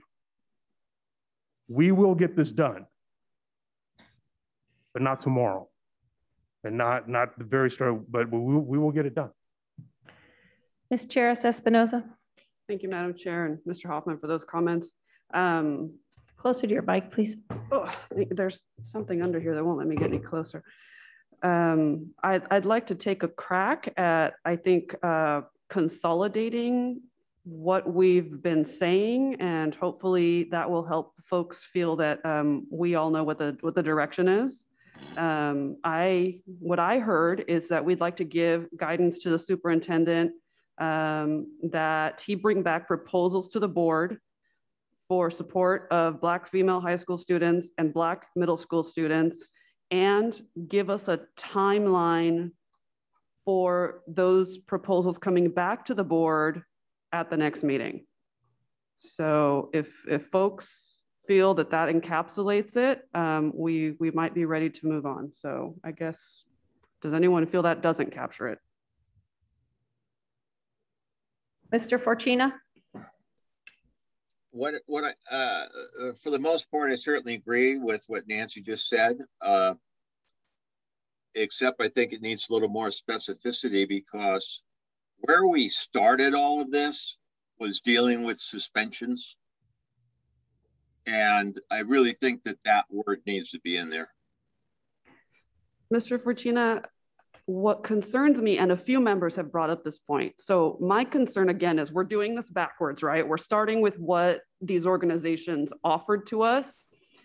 I'm concerned, particularly from the board level, at inserting something in there that they've not offered us, that they've not even told us that they have the capacity to do. That's one, right? That would be something that staff would need to figure out in conversations with them. And two, although all of these services will have an indirect, hopefully positive effect on the disproportionality of suspensions and student discipline, I don't feel the need to make that one of their goals if they've not made it one of their goals, because we are also doing other things that are more targeted at that disproportionality. So that's all I'll add. Ms. Jamerson, I see your hand. I'm going to make a comment and I'll call on you next. I feel like this was based on Ms. Jamerson's concern for the beginning of the year and getting students secure in the schools that fit under the current charge. You have asked for suspensions in July, and there is a presentation that I know is out there and information that we don't have because Ms. Jamerson had referenced it when she met with Mark. I know there's been a lot of work done on suspensions and it hasn't been brought to us yet. So if we wanted to add on to that or give some other guidance once we receive that, I just have a really hard time jumping there without getting the information that will now be coming in July, along with the first of round 2 and 3 information we're working on. So our school board meetings are long. There's a lot of things we're trying to do. And I look forward to hearing the suspension presentation in July. And then that's when I'd like to add on to any directions or thoughts we have as a board at that point. Ms. Jamerson's next, followed by Mr. Perez. So my direction was that we work with all 3 community organizations. I didn't say necessarily that we're addressing specific needs. So my direction is that we work with all, that the district goes and works with all 3 to come up with contracts to serve our students, because all 3 of those organizations wanted to serve our students in different ways that were all needed. So that was my direction, was all 3 organizations. And the second thing I wanted to say is that while this may not be the way that we have done things in the past and that people are not uncomfortable, I would recommend that in the future, if somebody submits a proposal, that we don't ignore it, and that instead we say, this is the way that this should be handled, and we direct them with the district and make sure that the board knows that a communication has been sent in response, directing them to the proper protocol. Because if we don't want to do this again, it's simple. We need to not ignore a proposal and hear from. Point is taken. Mr. Perez? I agree with that. Yep. I'm wondering, when can a board propose to make a action item as a result of this particular item today? If I proposed to have this as an action item and this proposal right after this discussion terminates, is that possible? No. Change. We have to tell. Amend the agenda to make a motion to have this agenda an action item in today's action. You cannot do that because we have a requirement. That's the 72-hour posting notice. Mm-hmm. We have to tell our community. The community needs to know when the board is going to actually take action. So they'd have to have notice that was going to happen. And that's why we don't just say these items are on the agenda. Mm-hmm. And then the board can figure out whether they want to do an action or whether they want to do a discussion. It's the reason that we're required to have the different categories on the agenda. So the community knows, oh, this is a discussion item. So mm-hmm. if I can't be there tonight, It's not the end of the world. I can go back and watch the recording and understand what the discussion was, and then know that it's probably going to come up on an action item later. And then I can communicate with the board prior to them taking action so they understand my perspective.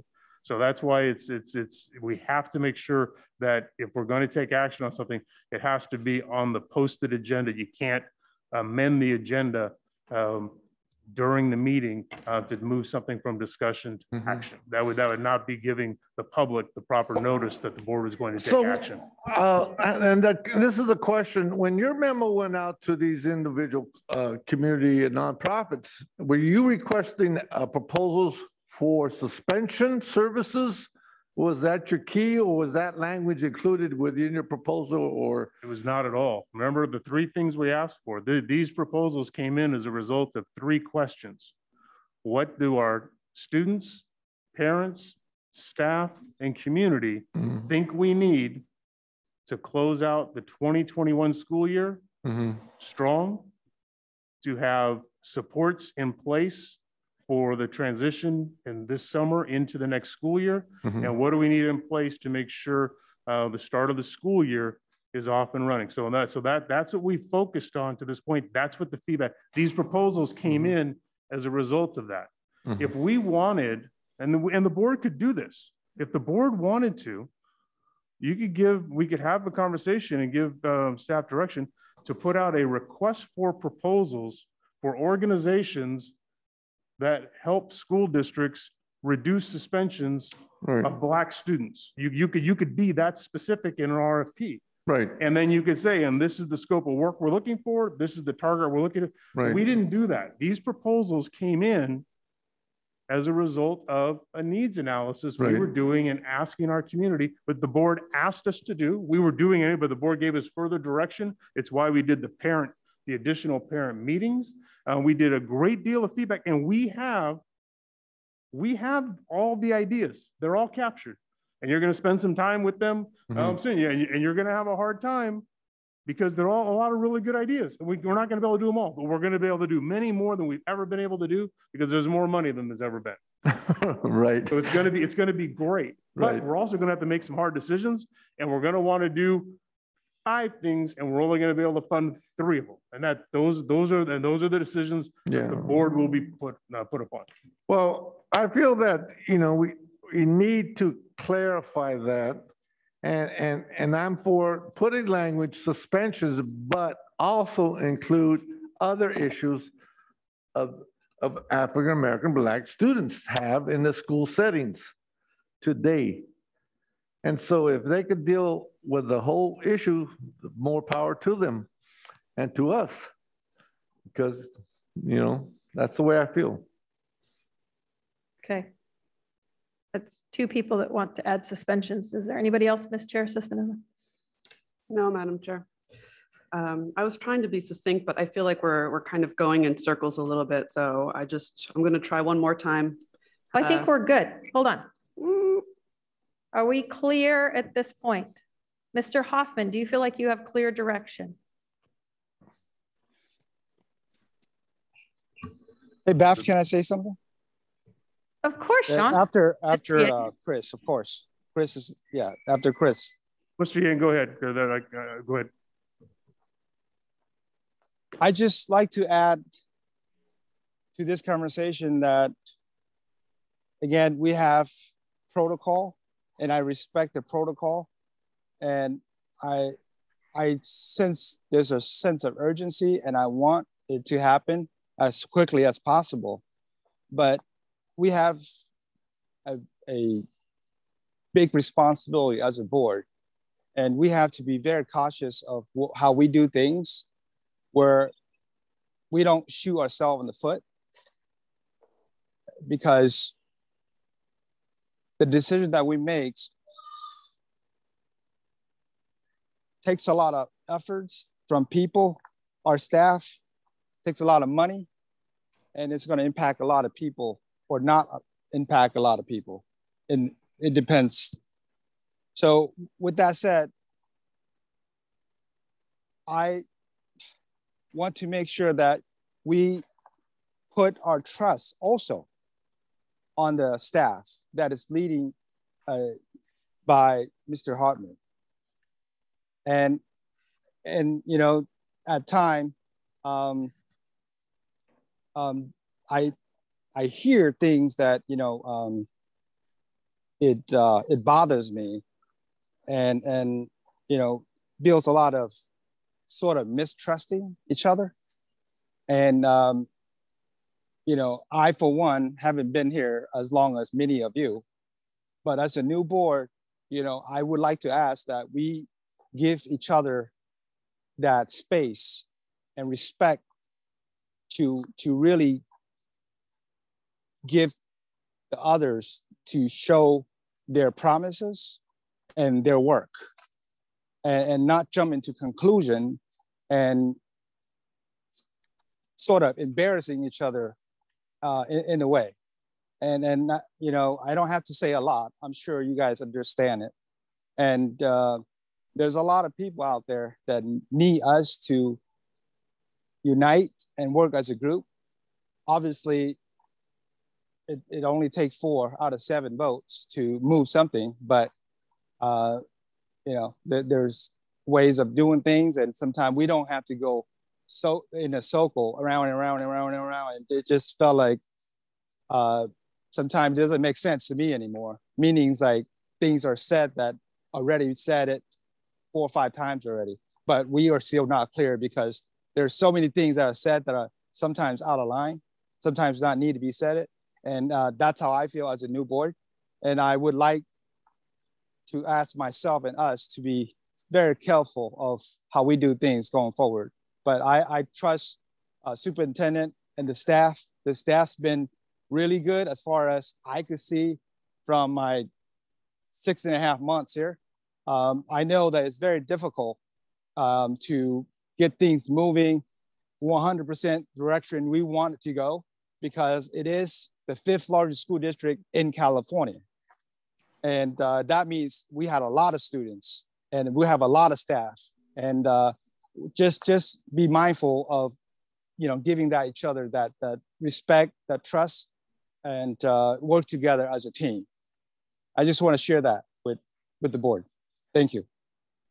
Thank you, Mr. Yang. Do you have more to add, Mr. Hoffman? So my one point that I have not heard consensus on is we have members that are saying we want to move forward with 3 vendors, and we have members that say I don't want to be vendor specific. So that's the one piece that is that's a challenge right now for me. And that's the part I'd like to speak to, Madam Chair. Ms. Charis Espinoza. Okay, so first I want to note that we have unanimity, I'm hearing, on moving forward. So I don't think there's debate on that. You know, we're all in agreement that we are interested in pursuing these services.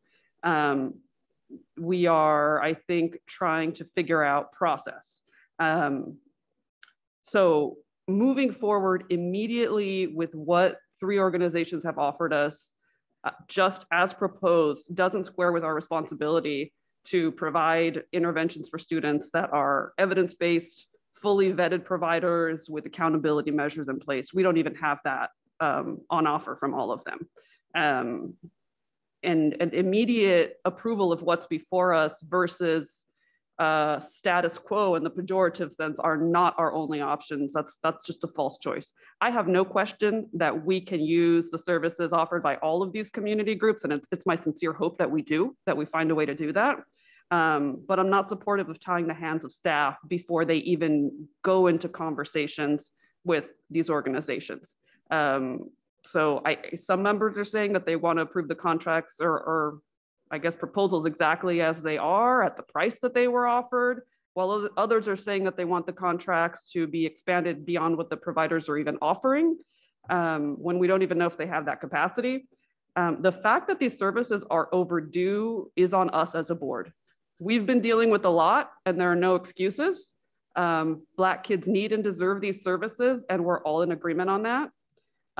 None of that is a reason to deprive Black students from properly formed plans, vetted vendors and contracts, and staff, and the board's fiduciary duty. We can move both expeditiously and do this the right way. I will restate my suggested guidance to the board that the superintendent bring back proposals for the support of Black female high school students and Black middle school students with a timeline to be provided at the next meeting. We're the 5th largest school district in the state. A lot of people want to work with us. Why would we limit ourselves to these 3 proposals? How does that serve the best interest of our students? Yes, groups with ties to the community have to be a part of the solution. And we need to give our students the benefit of all the best resources that staff can find for them. We have not done the work that our staff will do in seeking proposals and vetting vendors, and our Black students deserve that. So again, that is my last attempt at saying that we should not tie the hands of staff, at saying that they should work with specific vendors, but we'll go with the will of the group. Okay, so we all want to move ahead. Our question is going to be specific, non-specific. Ms. Martinez-Alier wants to speak first. And and then Mr. Fortuna. I agree with the comments that Ms. Tritis Espinosa had just made, not being vendor specific. Again, I want to entrust in our different district staff to negotiate and view the gaps where we need some of the work done from these community agencies. I believe the work is very important. And I also believe suspension rates will need to be brought back in July, or that understanding of some of that work to present to us. Again, I just want to keep in the back of my mind, there's different confidentiality agreements, there's student right laws. So I just want to make sure when we're looking at proposals, some of that information wasn't in there. And I just want to ensure that we're following school procedures and structures and our protocols to make sure that it is done in the right way. So I want to give that authority to entrust in the superintendent and cabinet to go back and make some decisions and bring that information back to us. And I do appreciate Mr. Yang's comments earlier regarding the board and to be thoughtful.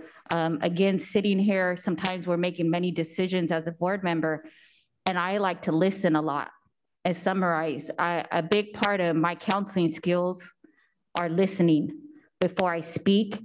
And so sometimes I sit back to listen to the comments of my colleagues before I leap out in front and make a decision. I do not, for me, I also know that things take time, but I don't want time also to be a barrier. And I understand these items and services are long overdue. I very well understand that. I think by giving the direction to allow the staff to go back and negotiate and see where needs or certain items are needed and certain services are needed by the agencies will allow them to do their work. So I'm in agreement with Ms. Tritis Espinosa's comments. Okay, I'm just going to go on record real quick. I'm a non-specific, and then Mr. Fortuna. Thank you.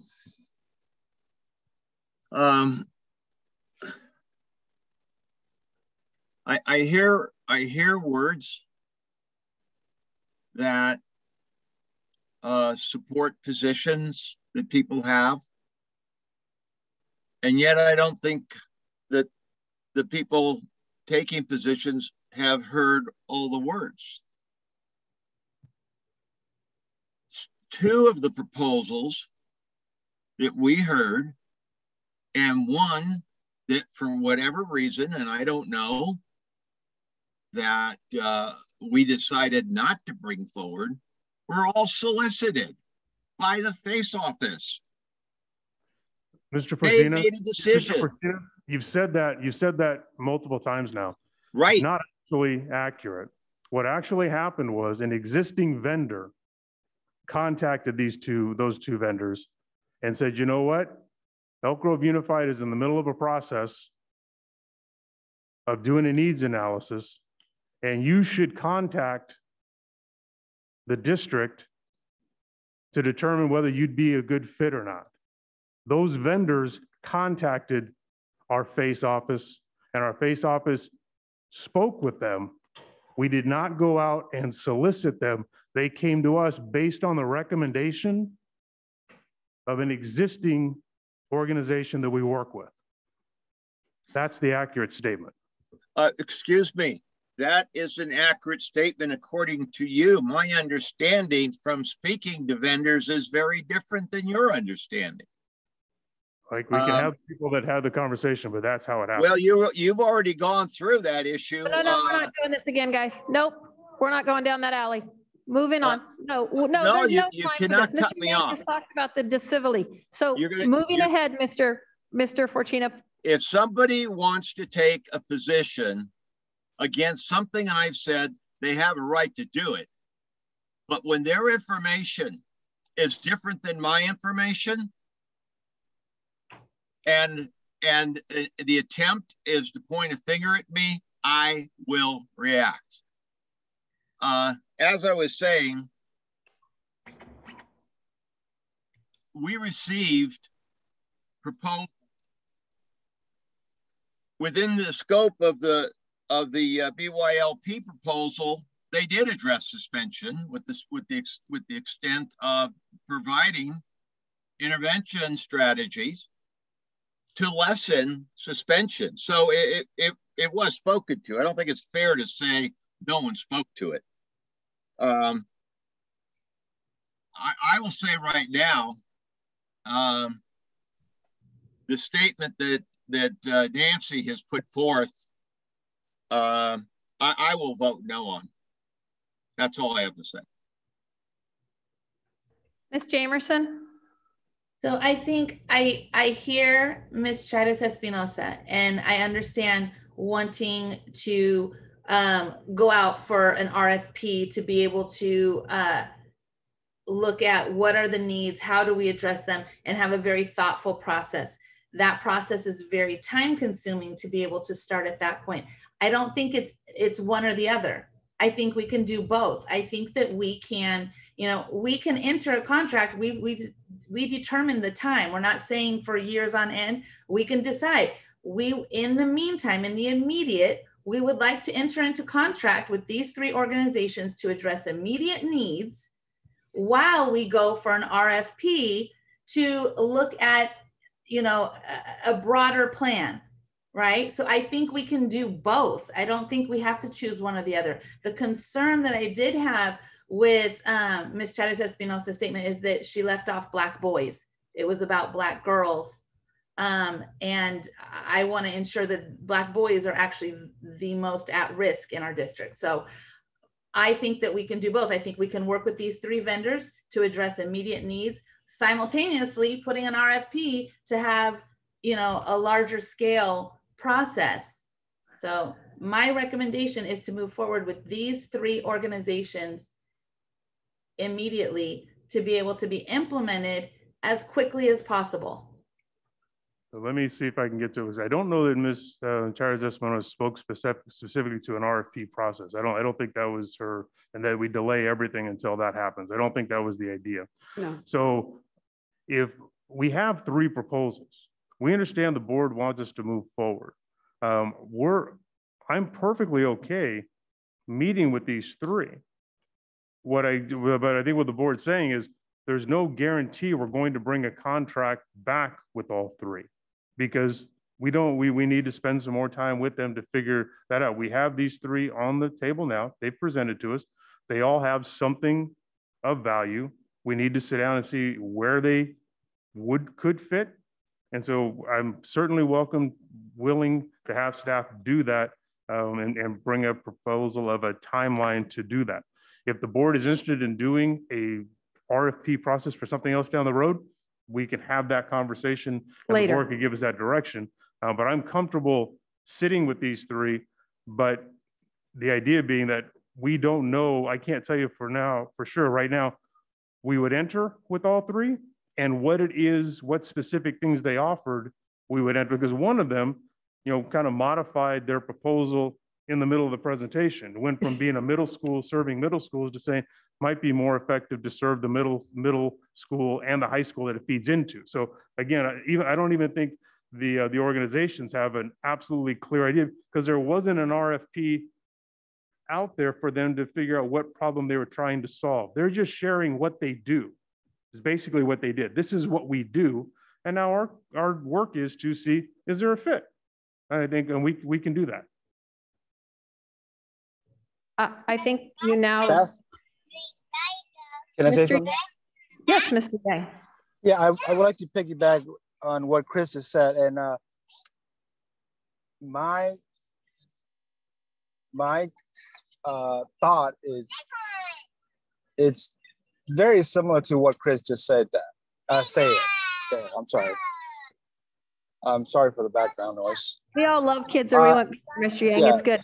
Yeah, I'm actually yeah. So with that said, I like the idea of giving a chance to these 3 vendors so that our staff will get to know them more about the specific of their service, and then compared to what we are lacking of. And I think that's critical for our staff to do, and that's what our staff responsibility is. And if we don't let them, or not allowing them to do that assessment and just kind of jump the gun, I think that it's going to hurt us as a district. And as I said earlier, I do support it, but we have to be, we have to hire them for the right service. And what we could provide in-house, we're going to keep that. We should keep it. But what we need, I think that it's definitely a good idea to bring these vendors in. And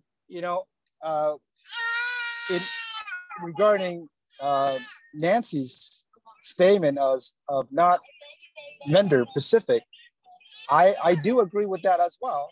However, if we don't have any vendor at this point, and we have 3 that present it to us, and we see their service could help us, I don't see why not we just go with them with the specific service that they could help our student directly. So there is, there's a balance that we could meet in between, and not be just, left or right, or just yes and no to whatever proposal they brought it to us. So I think that we are smarter than that to make that adjustment. And as a board, I like Chris and his leadership to make that analysis and judgment, and then bring it back to us and tell us the service that they could provide that's going to help our students, and also say what are we lacking of, or what are they lacking of in terms of service, and we may look farther for other vendors. So let's be flexible in the middle, where we don't just say, okay, whoever comes upon us and present, we're gonna just sign them up, or that definitely is not what I'm all about either. So I just want to put that on record. Okay. Mr. Hoffman has made himself clear. I see Ms. Jamerson shaking her head. Unless there's something else to say, I would like to move on to action items. We're going to lose Mr. Yang, has a plane flight. Okay, we have clear and repeated direction. Action items: adoption of the Elk Grove Unified School District's local control accountability plan. Ms. Soriano, are there any public comments related to this item? For the action items? Yes, action item number 1. Yes, I believe the comment kind of applies to all in general with funding. Do you want me to there's just one. Okay, let's just read it, and then we'll have it for anyone we feel it applies. Okay.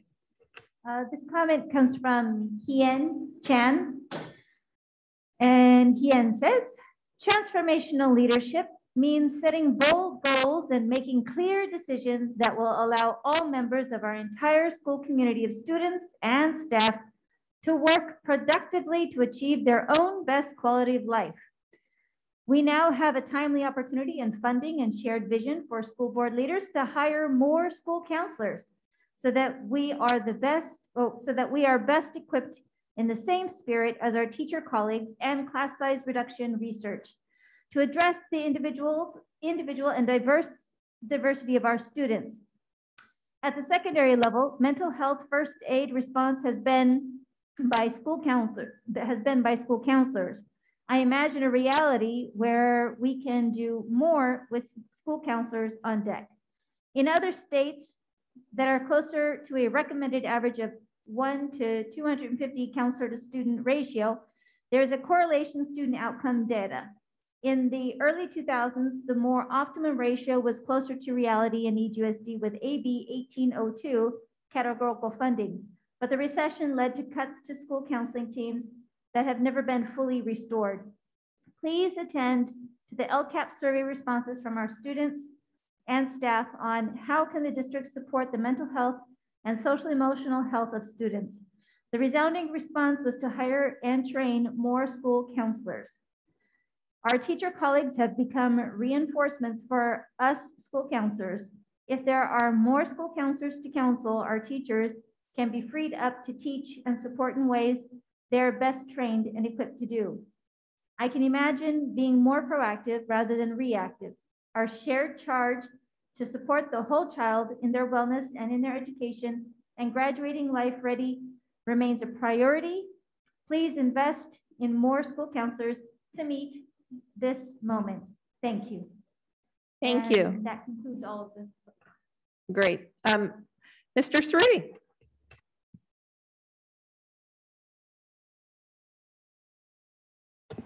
Thank you, Madam President, and good afternoon to all. As part of the statutorily defined LCAP adoption process, we've completed needs analysis processes, stakeholder engagement, there was an opportunity for feedback on a posted completed draft. We've opened up a public hearing, and now it's time for us to respectfully request that the board take action to approve it. And I just would like to make one quick statement prior to that, and that is just a note of appreciation. This is a major undertaking with lots of people that are directly connected to it, and my sincere thanks to all of the staff. And I always like to give a shout out to Superintendent Gordon at the Sacramento County Office of Education and their staff, because they are extremely helpful and beneficial to us in the process. Thank you. Thank you. I'd like to call for a motion to adopt Elk Grove Unified School District's local control accountability plan for the 2021-22 school year. I move approval of our LCAP. Okay, let's get a motion finished, sir. Can I have a second? I second. Thank you. Mr. Press? Okay, it's my understanding this is a 2021 through 2024 LCAP draft, correct? At this point in time, it is a draft until you approve it. Okay. And so, and it's also my understanding, because of the budget issue with the governor and the legislators, that we may receive more money than we presently have, and that these objectives and goals and this particular LCAP may change. Is that correct? Well, I do want to make a point of clarification, and just would ask that you follow up just so that I fully understand the question. And that is one of the changes that's made. This is the 21-22 LCAP. These are no longer full 3-year plans. They'll oftentimes, there's some reference to 3-year, but I just want to make that point of clarification. Well, I'm looking at the agenda. That's why I asked. The records show, the files show 2021-2024 LCAP draft.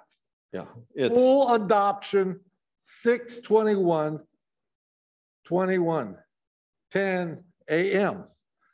So now you say that this is a 1-year LCAP. Well, what is it? It's what the change that was made is you still have to project 3 years of goals that you are providing, but the actual template is such that what you are writing toward are the expenditures within a single year. So there's just some slight modifications.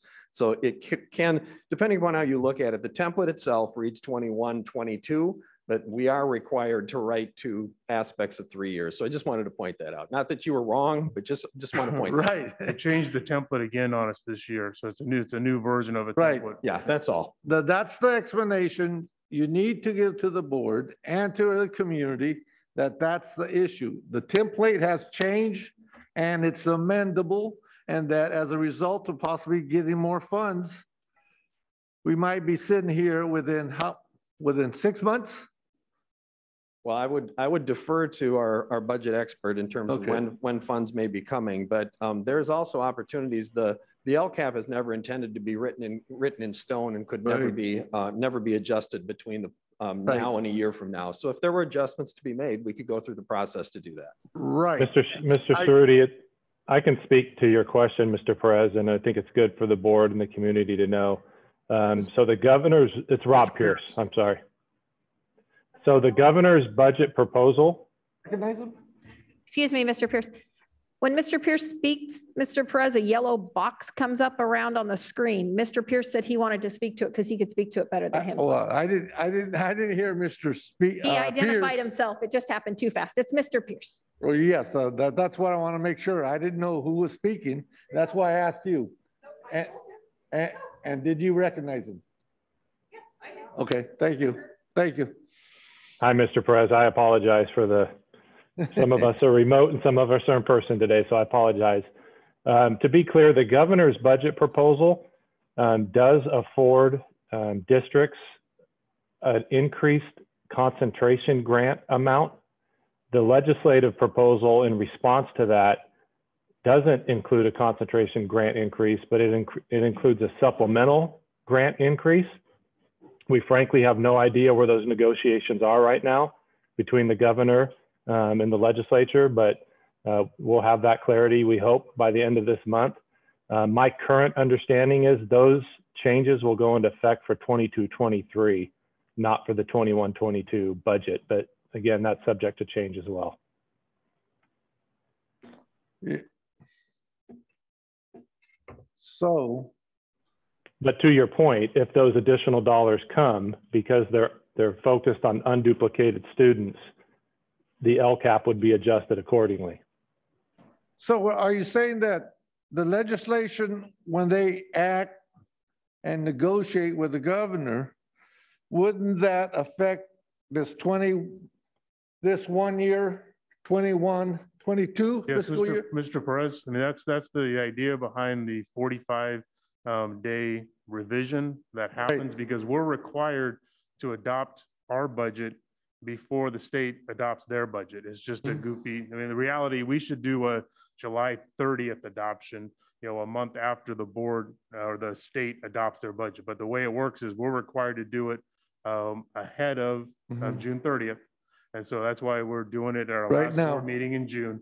It's now, I mean, I don't think it ever happens. It was a little closer with Governor Brown that what the May revision was is what the final budget ends up being. But we had to build our budget, and that's going to be on the May revision because that was the best information we had at the time. And this Hayes will share that information next. But the LCAP can be changed and can be modified based on changes in the funding. Well, I want to get clear to that if the legislator gives us more money as a result of their negotiations with everybody, that would affect the 21-22. It could. It just depends. It depends on what they do. Like Mr. Pierce said, some of the things that they're doing are actually going to affect 22. So therefore, we don't know yet. Okay, when will we sit down and possible negotiate again or approve this? 45-day revise is when we'll bring back. We'll give the board the picture of what was different in June versus what the adopted budget was. So the 45-day revise is that opportunity. Okay, so that's if. Well, it will be different. So You're right. Yeah. Okay, so I just want to make it perfectly clear, if I'm going to vote yes, that I have an understanding that there's a possibility that we may have to sit down again to amend 21, 22 budget, LCAP, correct? That is correct. And it's an important point you make, Mr. Perez, because so that all in the community know from the outset, the LCAP, once an LCAP is approved, it doesn't mean that it stays static for the entire school year. If situations changed, it can be adjusted. Right. Okay. Think COVID, for example. Right. Things changed a little bit. Yeah. Oh, but okay. But it's my experience that we have never amended an LCFF or a LCAP that I know of. We have not had a need to do that. Right. So this could be the first year doing that. It Okay. could be certainly a first. We've had a lot of firsts. That's the You question. good? The concerns I have. Thank you.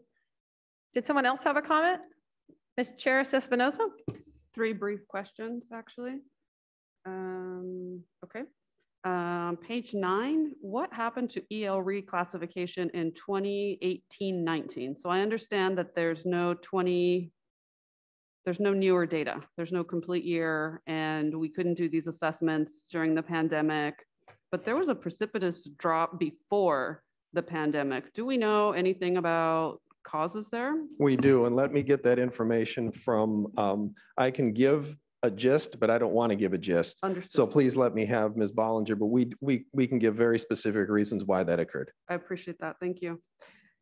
Second question, why do we not have a measurable goal for CTE completion? This is on page 10. It just says something like it's going to improve, whereas typically we've got some measurable goal.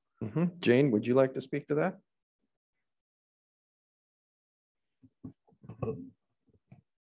We happen to have the director of our College of Career Connections.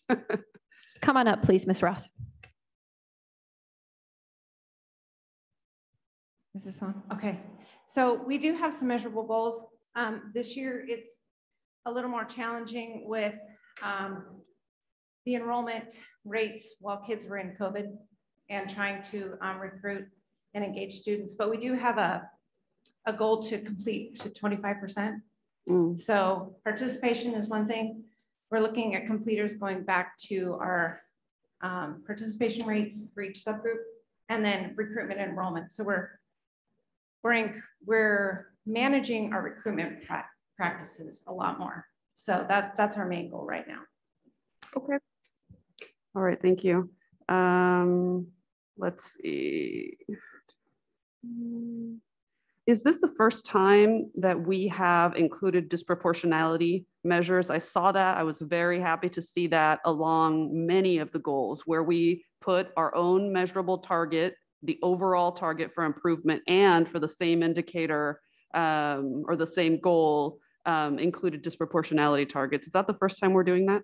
Yes, we adjust these every year and take a look and look at those. And typically, the one thing to point out, so typically in the LCAP, they tend to be universal goals. But nonetheless, when we provide the data, when that data is provided and you receive the LCAP data, it is all fully disaggregated. So we may be looking at a district-wide measure of ELA improvement.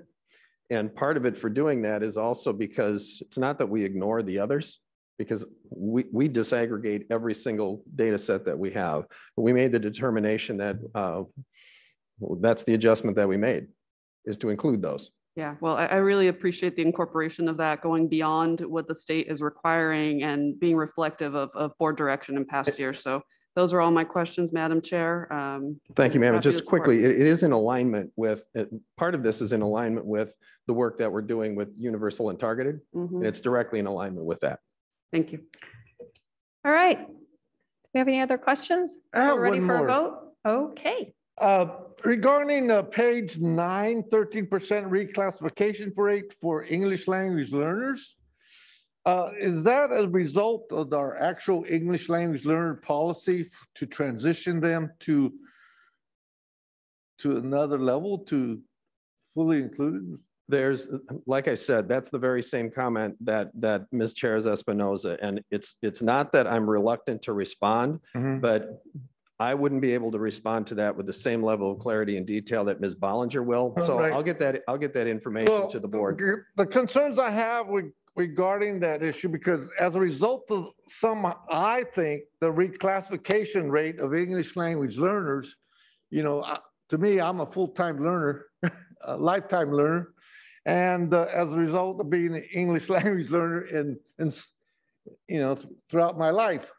And so, and that this policy, I believe, or this issue is very detrimental to the fact that it hinders our 55% of our, you know, the percentage that we talked about that we need to have.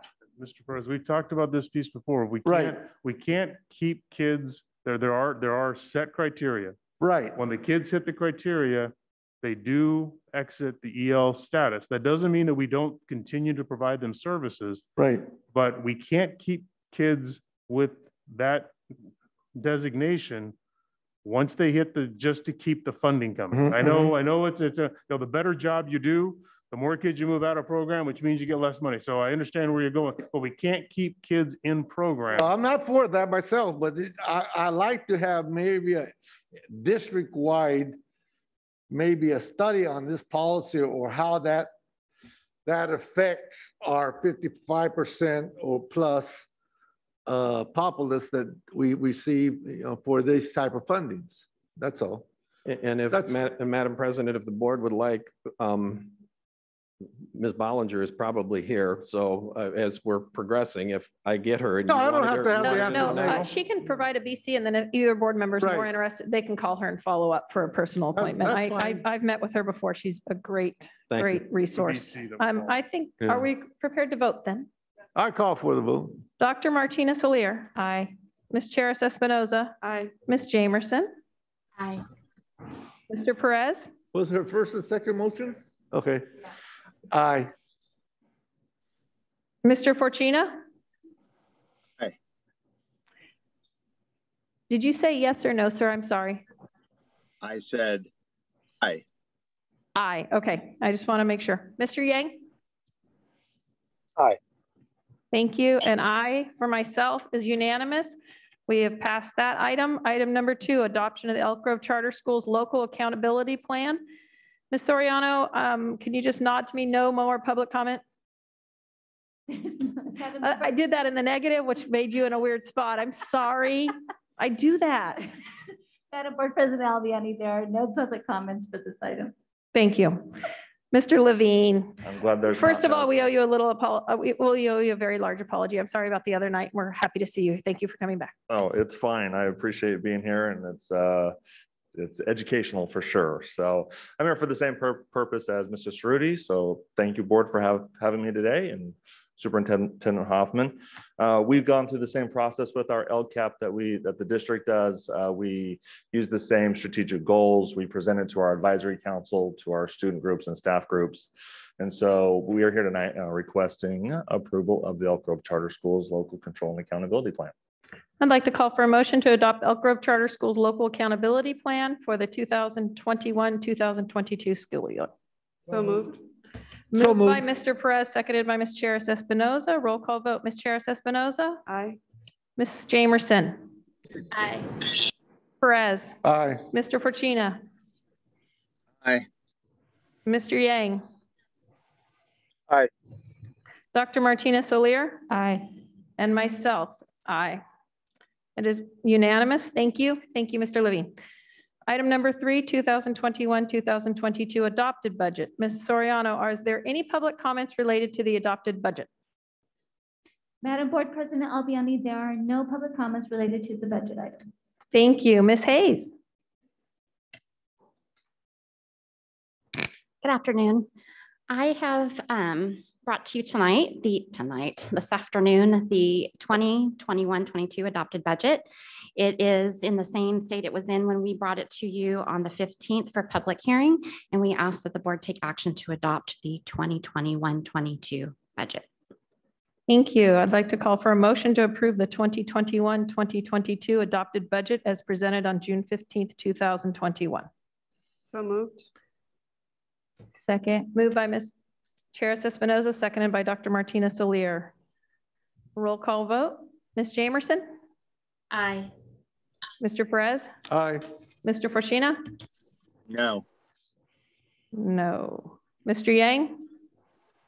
Aye. Dr. Martina Solier? Aye.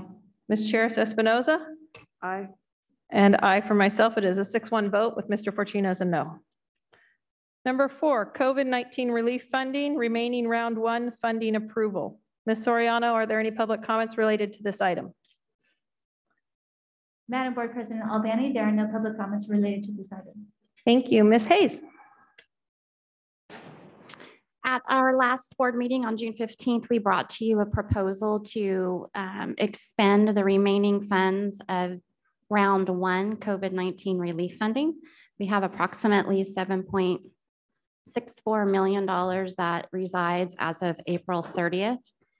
At our meeting on the 15th, we discussed what you see on the screen there, several different components that for the most part, they're extensions of what we're currently doing and what the board took action on in the LCP that you guys approved on September 28th.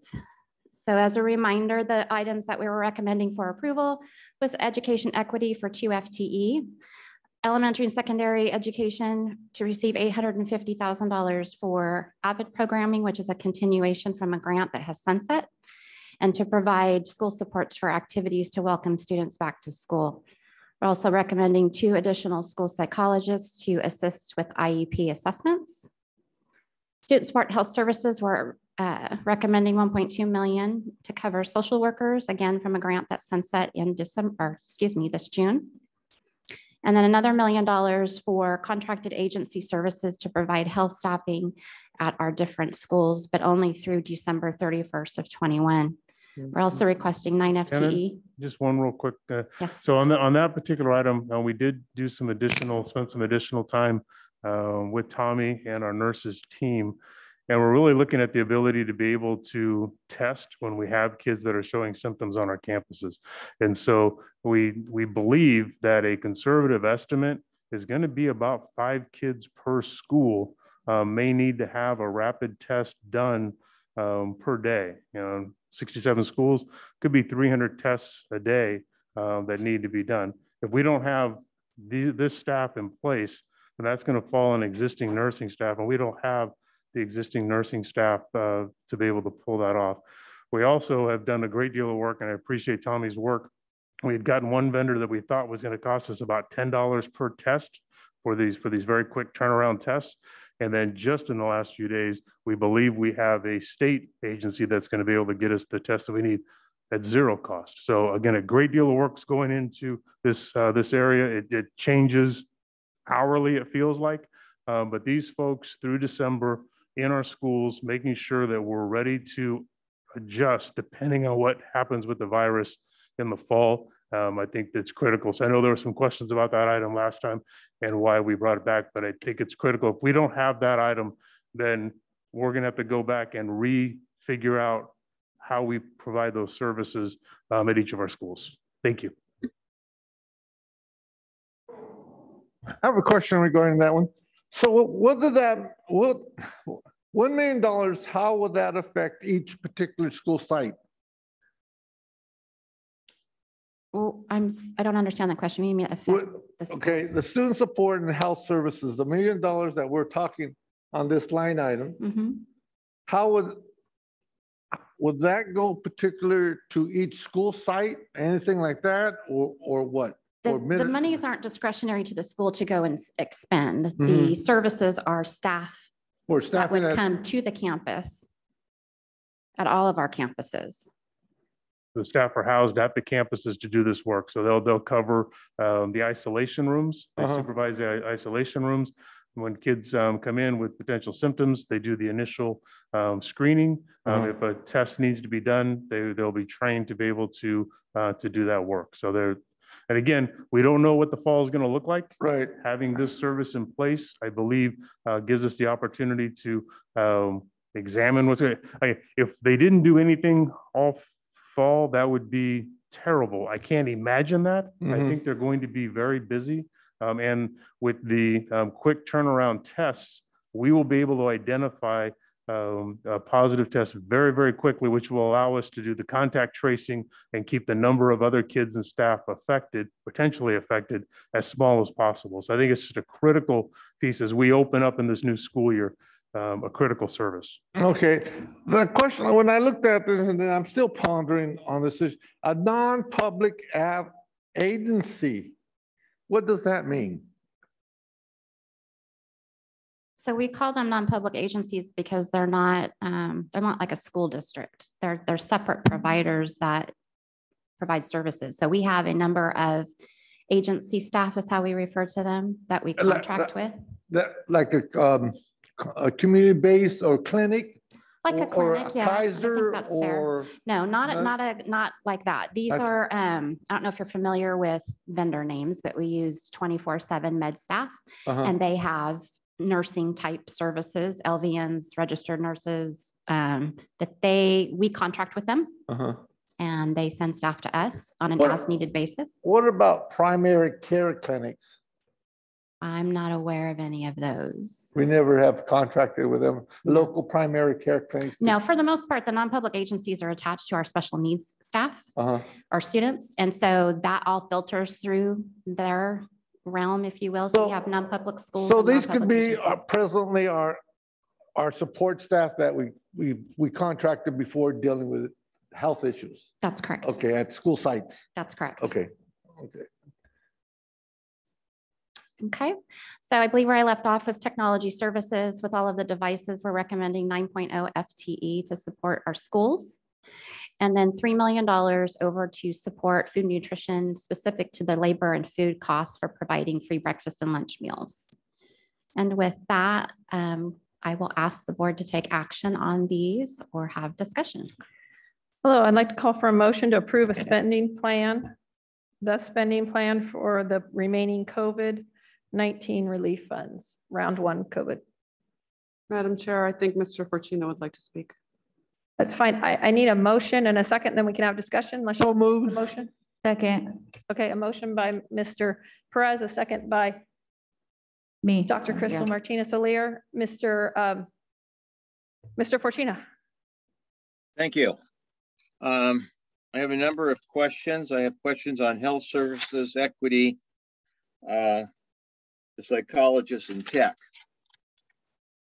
First of all, with respect to the health services, and I just want to make sure that my understanding is accurate. We're being asked to make a decision about maintaining the contract or extending the contract without having the data from last year to see what they did, correct?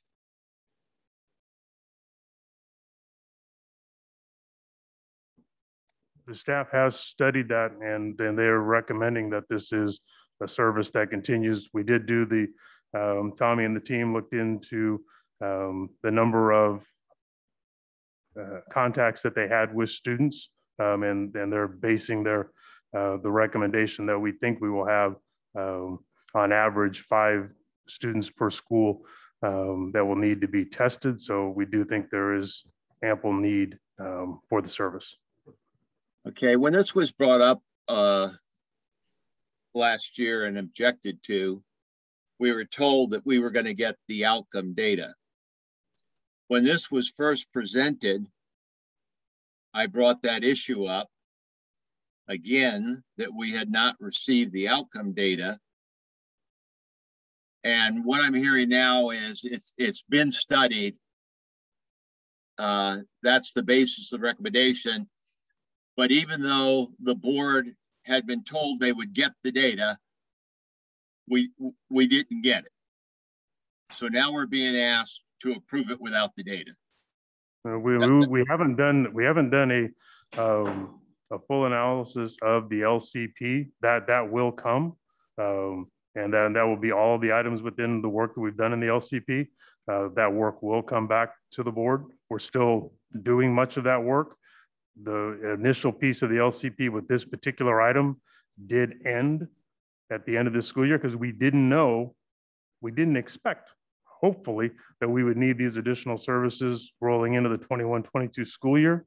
Based on what we learned this year, this spring, what we're learning right now in summer program is we believe this service is still necessary for at least the fall semester for 21-22. And we will get the data for that before we're asked to do anything else? We will bring you a completed analysis and update of what we've done with the LCP. That will come. Second set of questions deal with the equity office. First one, 2 positions are being proposed. Are those going to be temporary in nature? Will they be posted as temporary? Mr. Singh, I mean, they're 1-year funded programs at this point.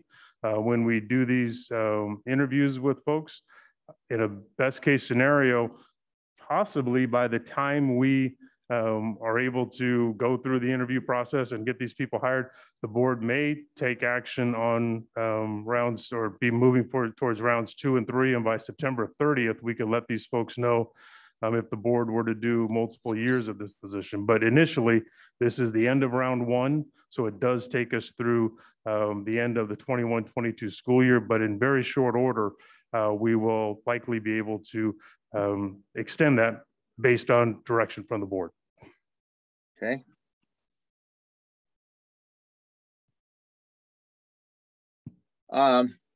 Is Matt present? Matt is not here right now.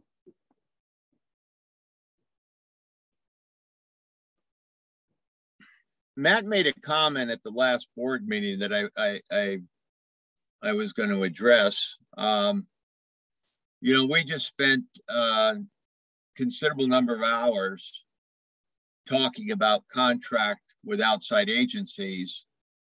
And when someone asked Matt about the position that was going to work on targeted groups, he said, we'll be working with our outside partner.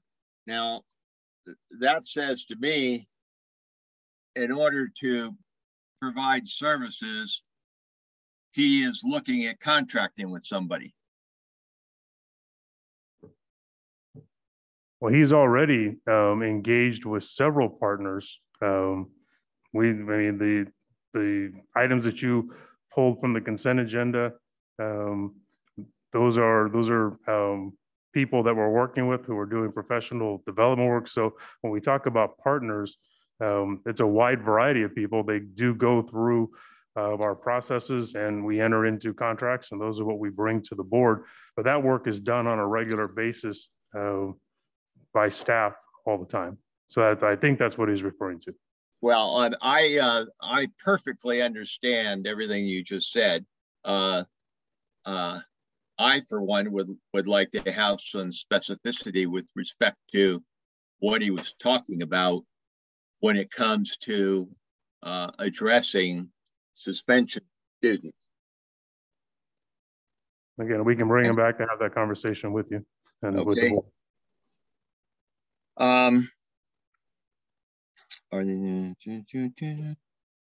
Okay, the 2 psychologists we're bringing in, same question as I previously asked, they're just being brought in for this 1 year.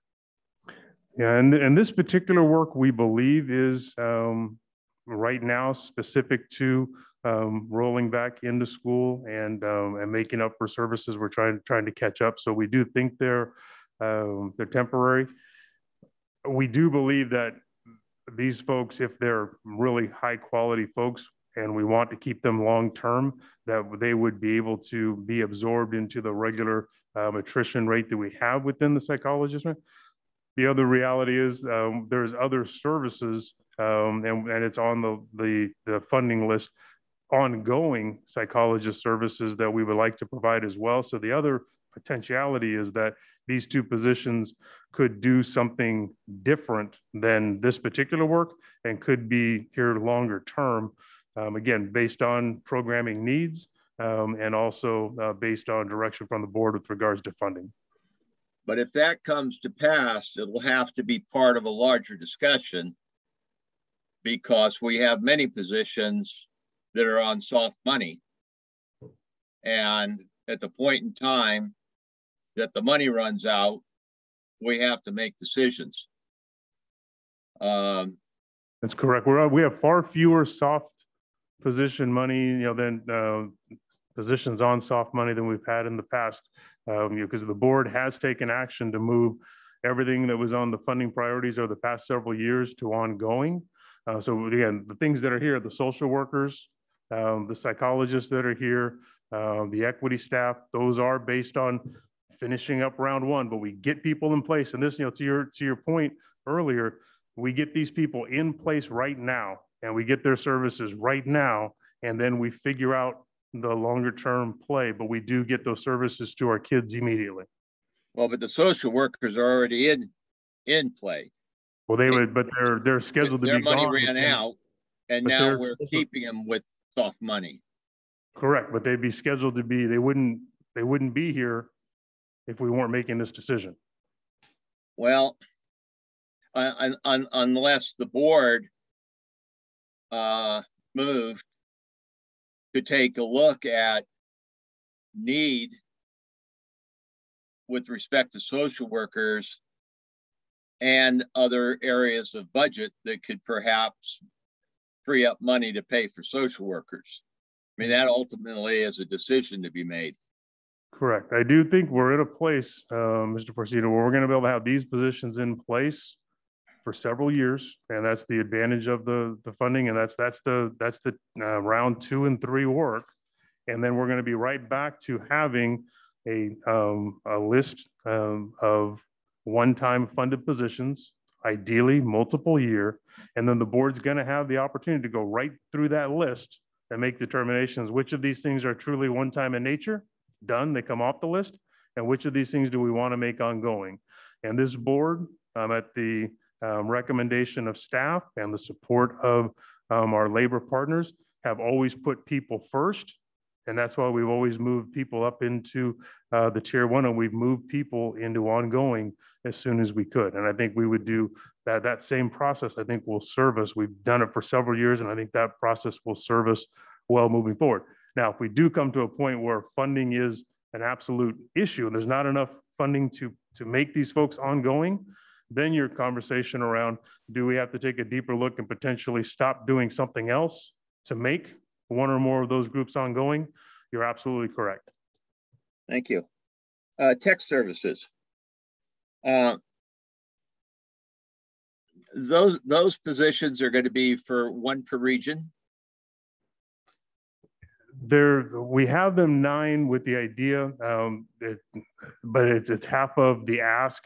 So it may not lay out exactly 9 per region. I have Mr. Mate here to be able to speak to it, but that's how it roughly rolls out. But we're gonna put the folks as we spread them out among the schools. All schools are going to get more service than they're currently getting. And will they be based at a school site, or based more than on one? Elk Grove, Florin? Mr. Chin, this is Steve Mann. I can start to talk a little bit that more. So just, hi, Steve. Hi, just so you know, so we're not set up regionally for support. We're set up with 3 regions that cover the district. So those 9 people will be divided among our 3 teams that go around there. And they're not necessarily assigned to a site. They will be assigned to multiple sites because there's not enough people to assign 1 per site. So we do a team approach where there's a primary at the sites, and then we have a team that can go and assist with all the other sites as well. So one tech for example, might have 4 sites right now. We'll be able to drop that down to maybe 3 sites primarily, and then we have the rest of the team helps with other things that are going on. Steve, when is the last time we added school sites support personnel to your department? You should see the grin on his face. I can see it through his mask, Mr. Forcina, for that question. It's been a little bit of time. Like more than 10 years? No, we actually did add some when we first bought our first 10,000 Chromebooks. Was that for testing a few years ago? When we first started doing testing, we added some. I think we added 2 people then. Well, you know, having had many conversations with all levels of site staff, I could support that being 18 instead of 9. With what the teachers are doing and with their requirements, as well as administrative issues and front office issues, as good as your current people are, they can't respond to everybody in a timely way. I know, Mr. Persina, that Mr. Mate will ask for those 9 in the not too distant future. So, oh, the other 9, yeah, they're still on the list. So okay. we took the 9 off, but the others are still there. Okay. And hopefully then Steve, those are all going to be 8-hour positions, correct? Correct. Will you look at staggering their work days such that they can be available to people before and after school, since we have so many different bell times, as well as during the day? We adjust hours to meet the needs of most schools in there. We don't necessarily go by each individual in there because it's a little bit hard to do. We do have a help desk though for call-in, which right. We do open up at 7. We go till 5, I believe. We go till 5 o'clock. So we do have an early and late shift going in there. So we have multiple shifts in the help desk side of things. Very good. Very good. Thank you. No more questions. All right. Seeing no other questions, I would like to take the vote. Mr. Perez. Aye. Mr. Forcina. Aye. Mr. Yang. Aye. Thank you. Dr. Martinez-Alier. Aye. Ms. Charis Espinoza. Aye. Ms. Jamerson. Aye. And myself. It's unanimous. Next item, board member and superintendent reports. Superintendent, did you have a report? Very quick. I just want to say thank you.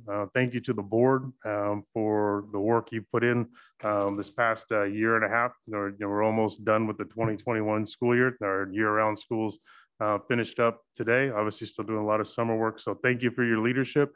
Thank you to my cabinet team for everything that you've done in supporting this work moving forward, and to every employee in the Elk Grove Unified School District. I couldn't be prouder to be the superintendent of this district, and I appreciate everything that's been done to this point. So thank you very much. Thank you. Is there any other committee work? Just a quick update. I'm working with CSBA's annual education conference, and I'm ranking the proposals right now. So I'll be meeting again with the committee sometime in August for the student performers. I just want to send a reminder, the AEC annual education conference will be held December 2nd through the 4th in San Diego. Thank you.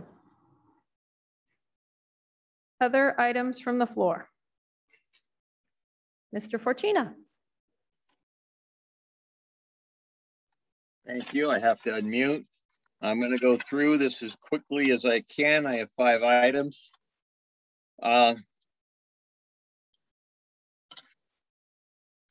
First of all, I think that as a board, we need to discuss what constitutes a reasonable response time to people who are asking or making statements at our board meetings. On June 14th, Miska Pearson made comments about TKK overlap. The board asked for a copy of the district's response to her. On the 21st, we received a message that the matter was referred to an assistant superintendent and that administrator would follow up with site leadership response. Now June 25th. I think that is a worthwhile conversation in terms of what constitutes a reasonable time period for response. The second thing, I believe that the current policies used to make transportation decisions for non-mandated services are cumbersome, they're difficult to understand, and they're outdated, like about 20 years. And so I asked that the board review the existing transportation policy in order to establish a single, easy to use and understand policy. This is an area that I get bombarded with questions.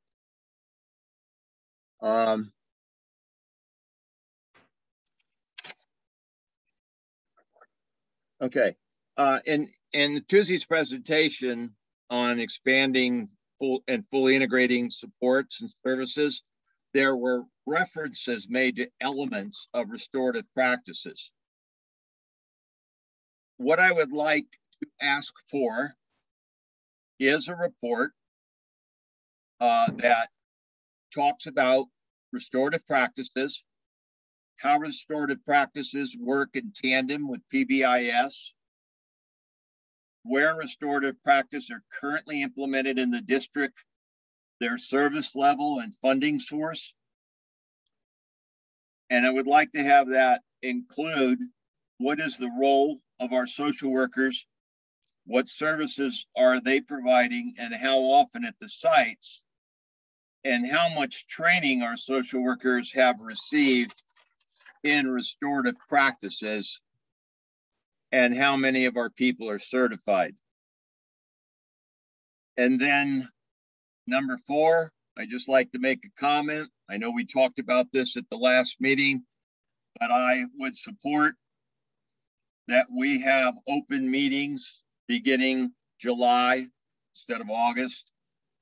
And then lastly, I would like to make a personal statement to say thank you, school site staff, for all their hard work during the past school year, this summer, and as they prepare for the coming school year. Thank you. Thank you. Are there any other items from the floor? Yes, I have a question. Yes. Regarding the transportation issue, when I was reviewing the transportation Excel format report, when you review it, I could not, okay, well, you had like 36 pages of the 72, but the second part of it was the Excel format in HJK, and you can't put those together and analyze them. So if you could please reformat that Excel sheet and give it back to the board so you could see the actual whole issues beyond where it cuts off. In landscape versus a portrait, so you can Yes, see all cells. Right. Understood. Did you see that? Yep, I know Okay, exactly what you're talking about. I read. Okay, thank you. That's not a problem. That's It's all. just a formatting issue. Yeah, it's very easy. Anyone else? Thank you. I'd like to adjourn then this meeting at 4:02. Have a safe flight, Mr. Yang. Goodbye, all.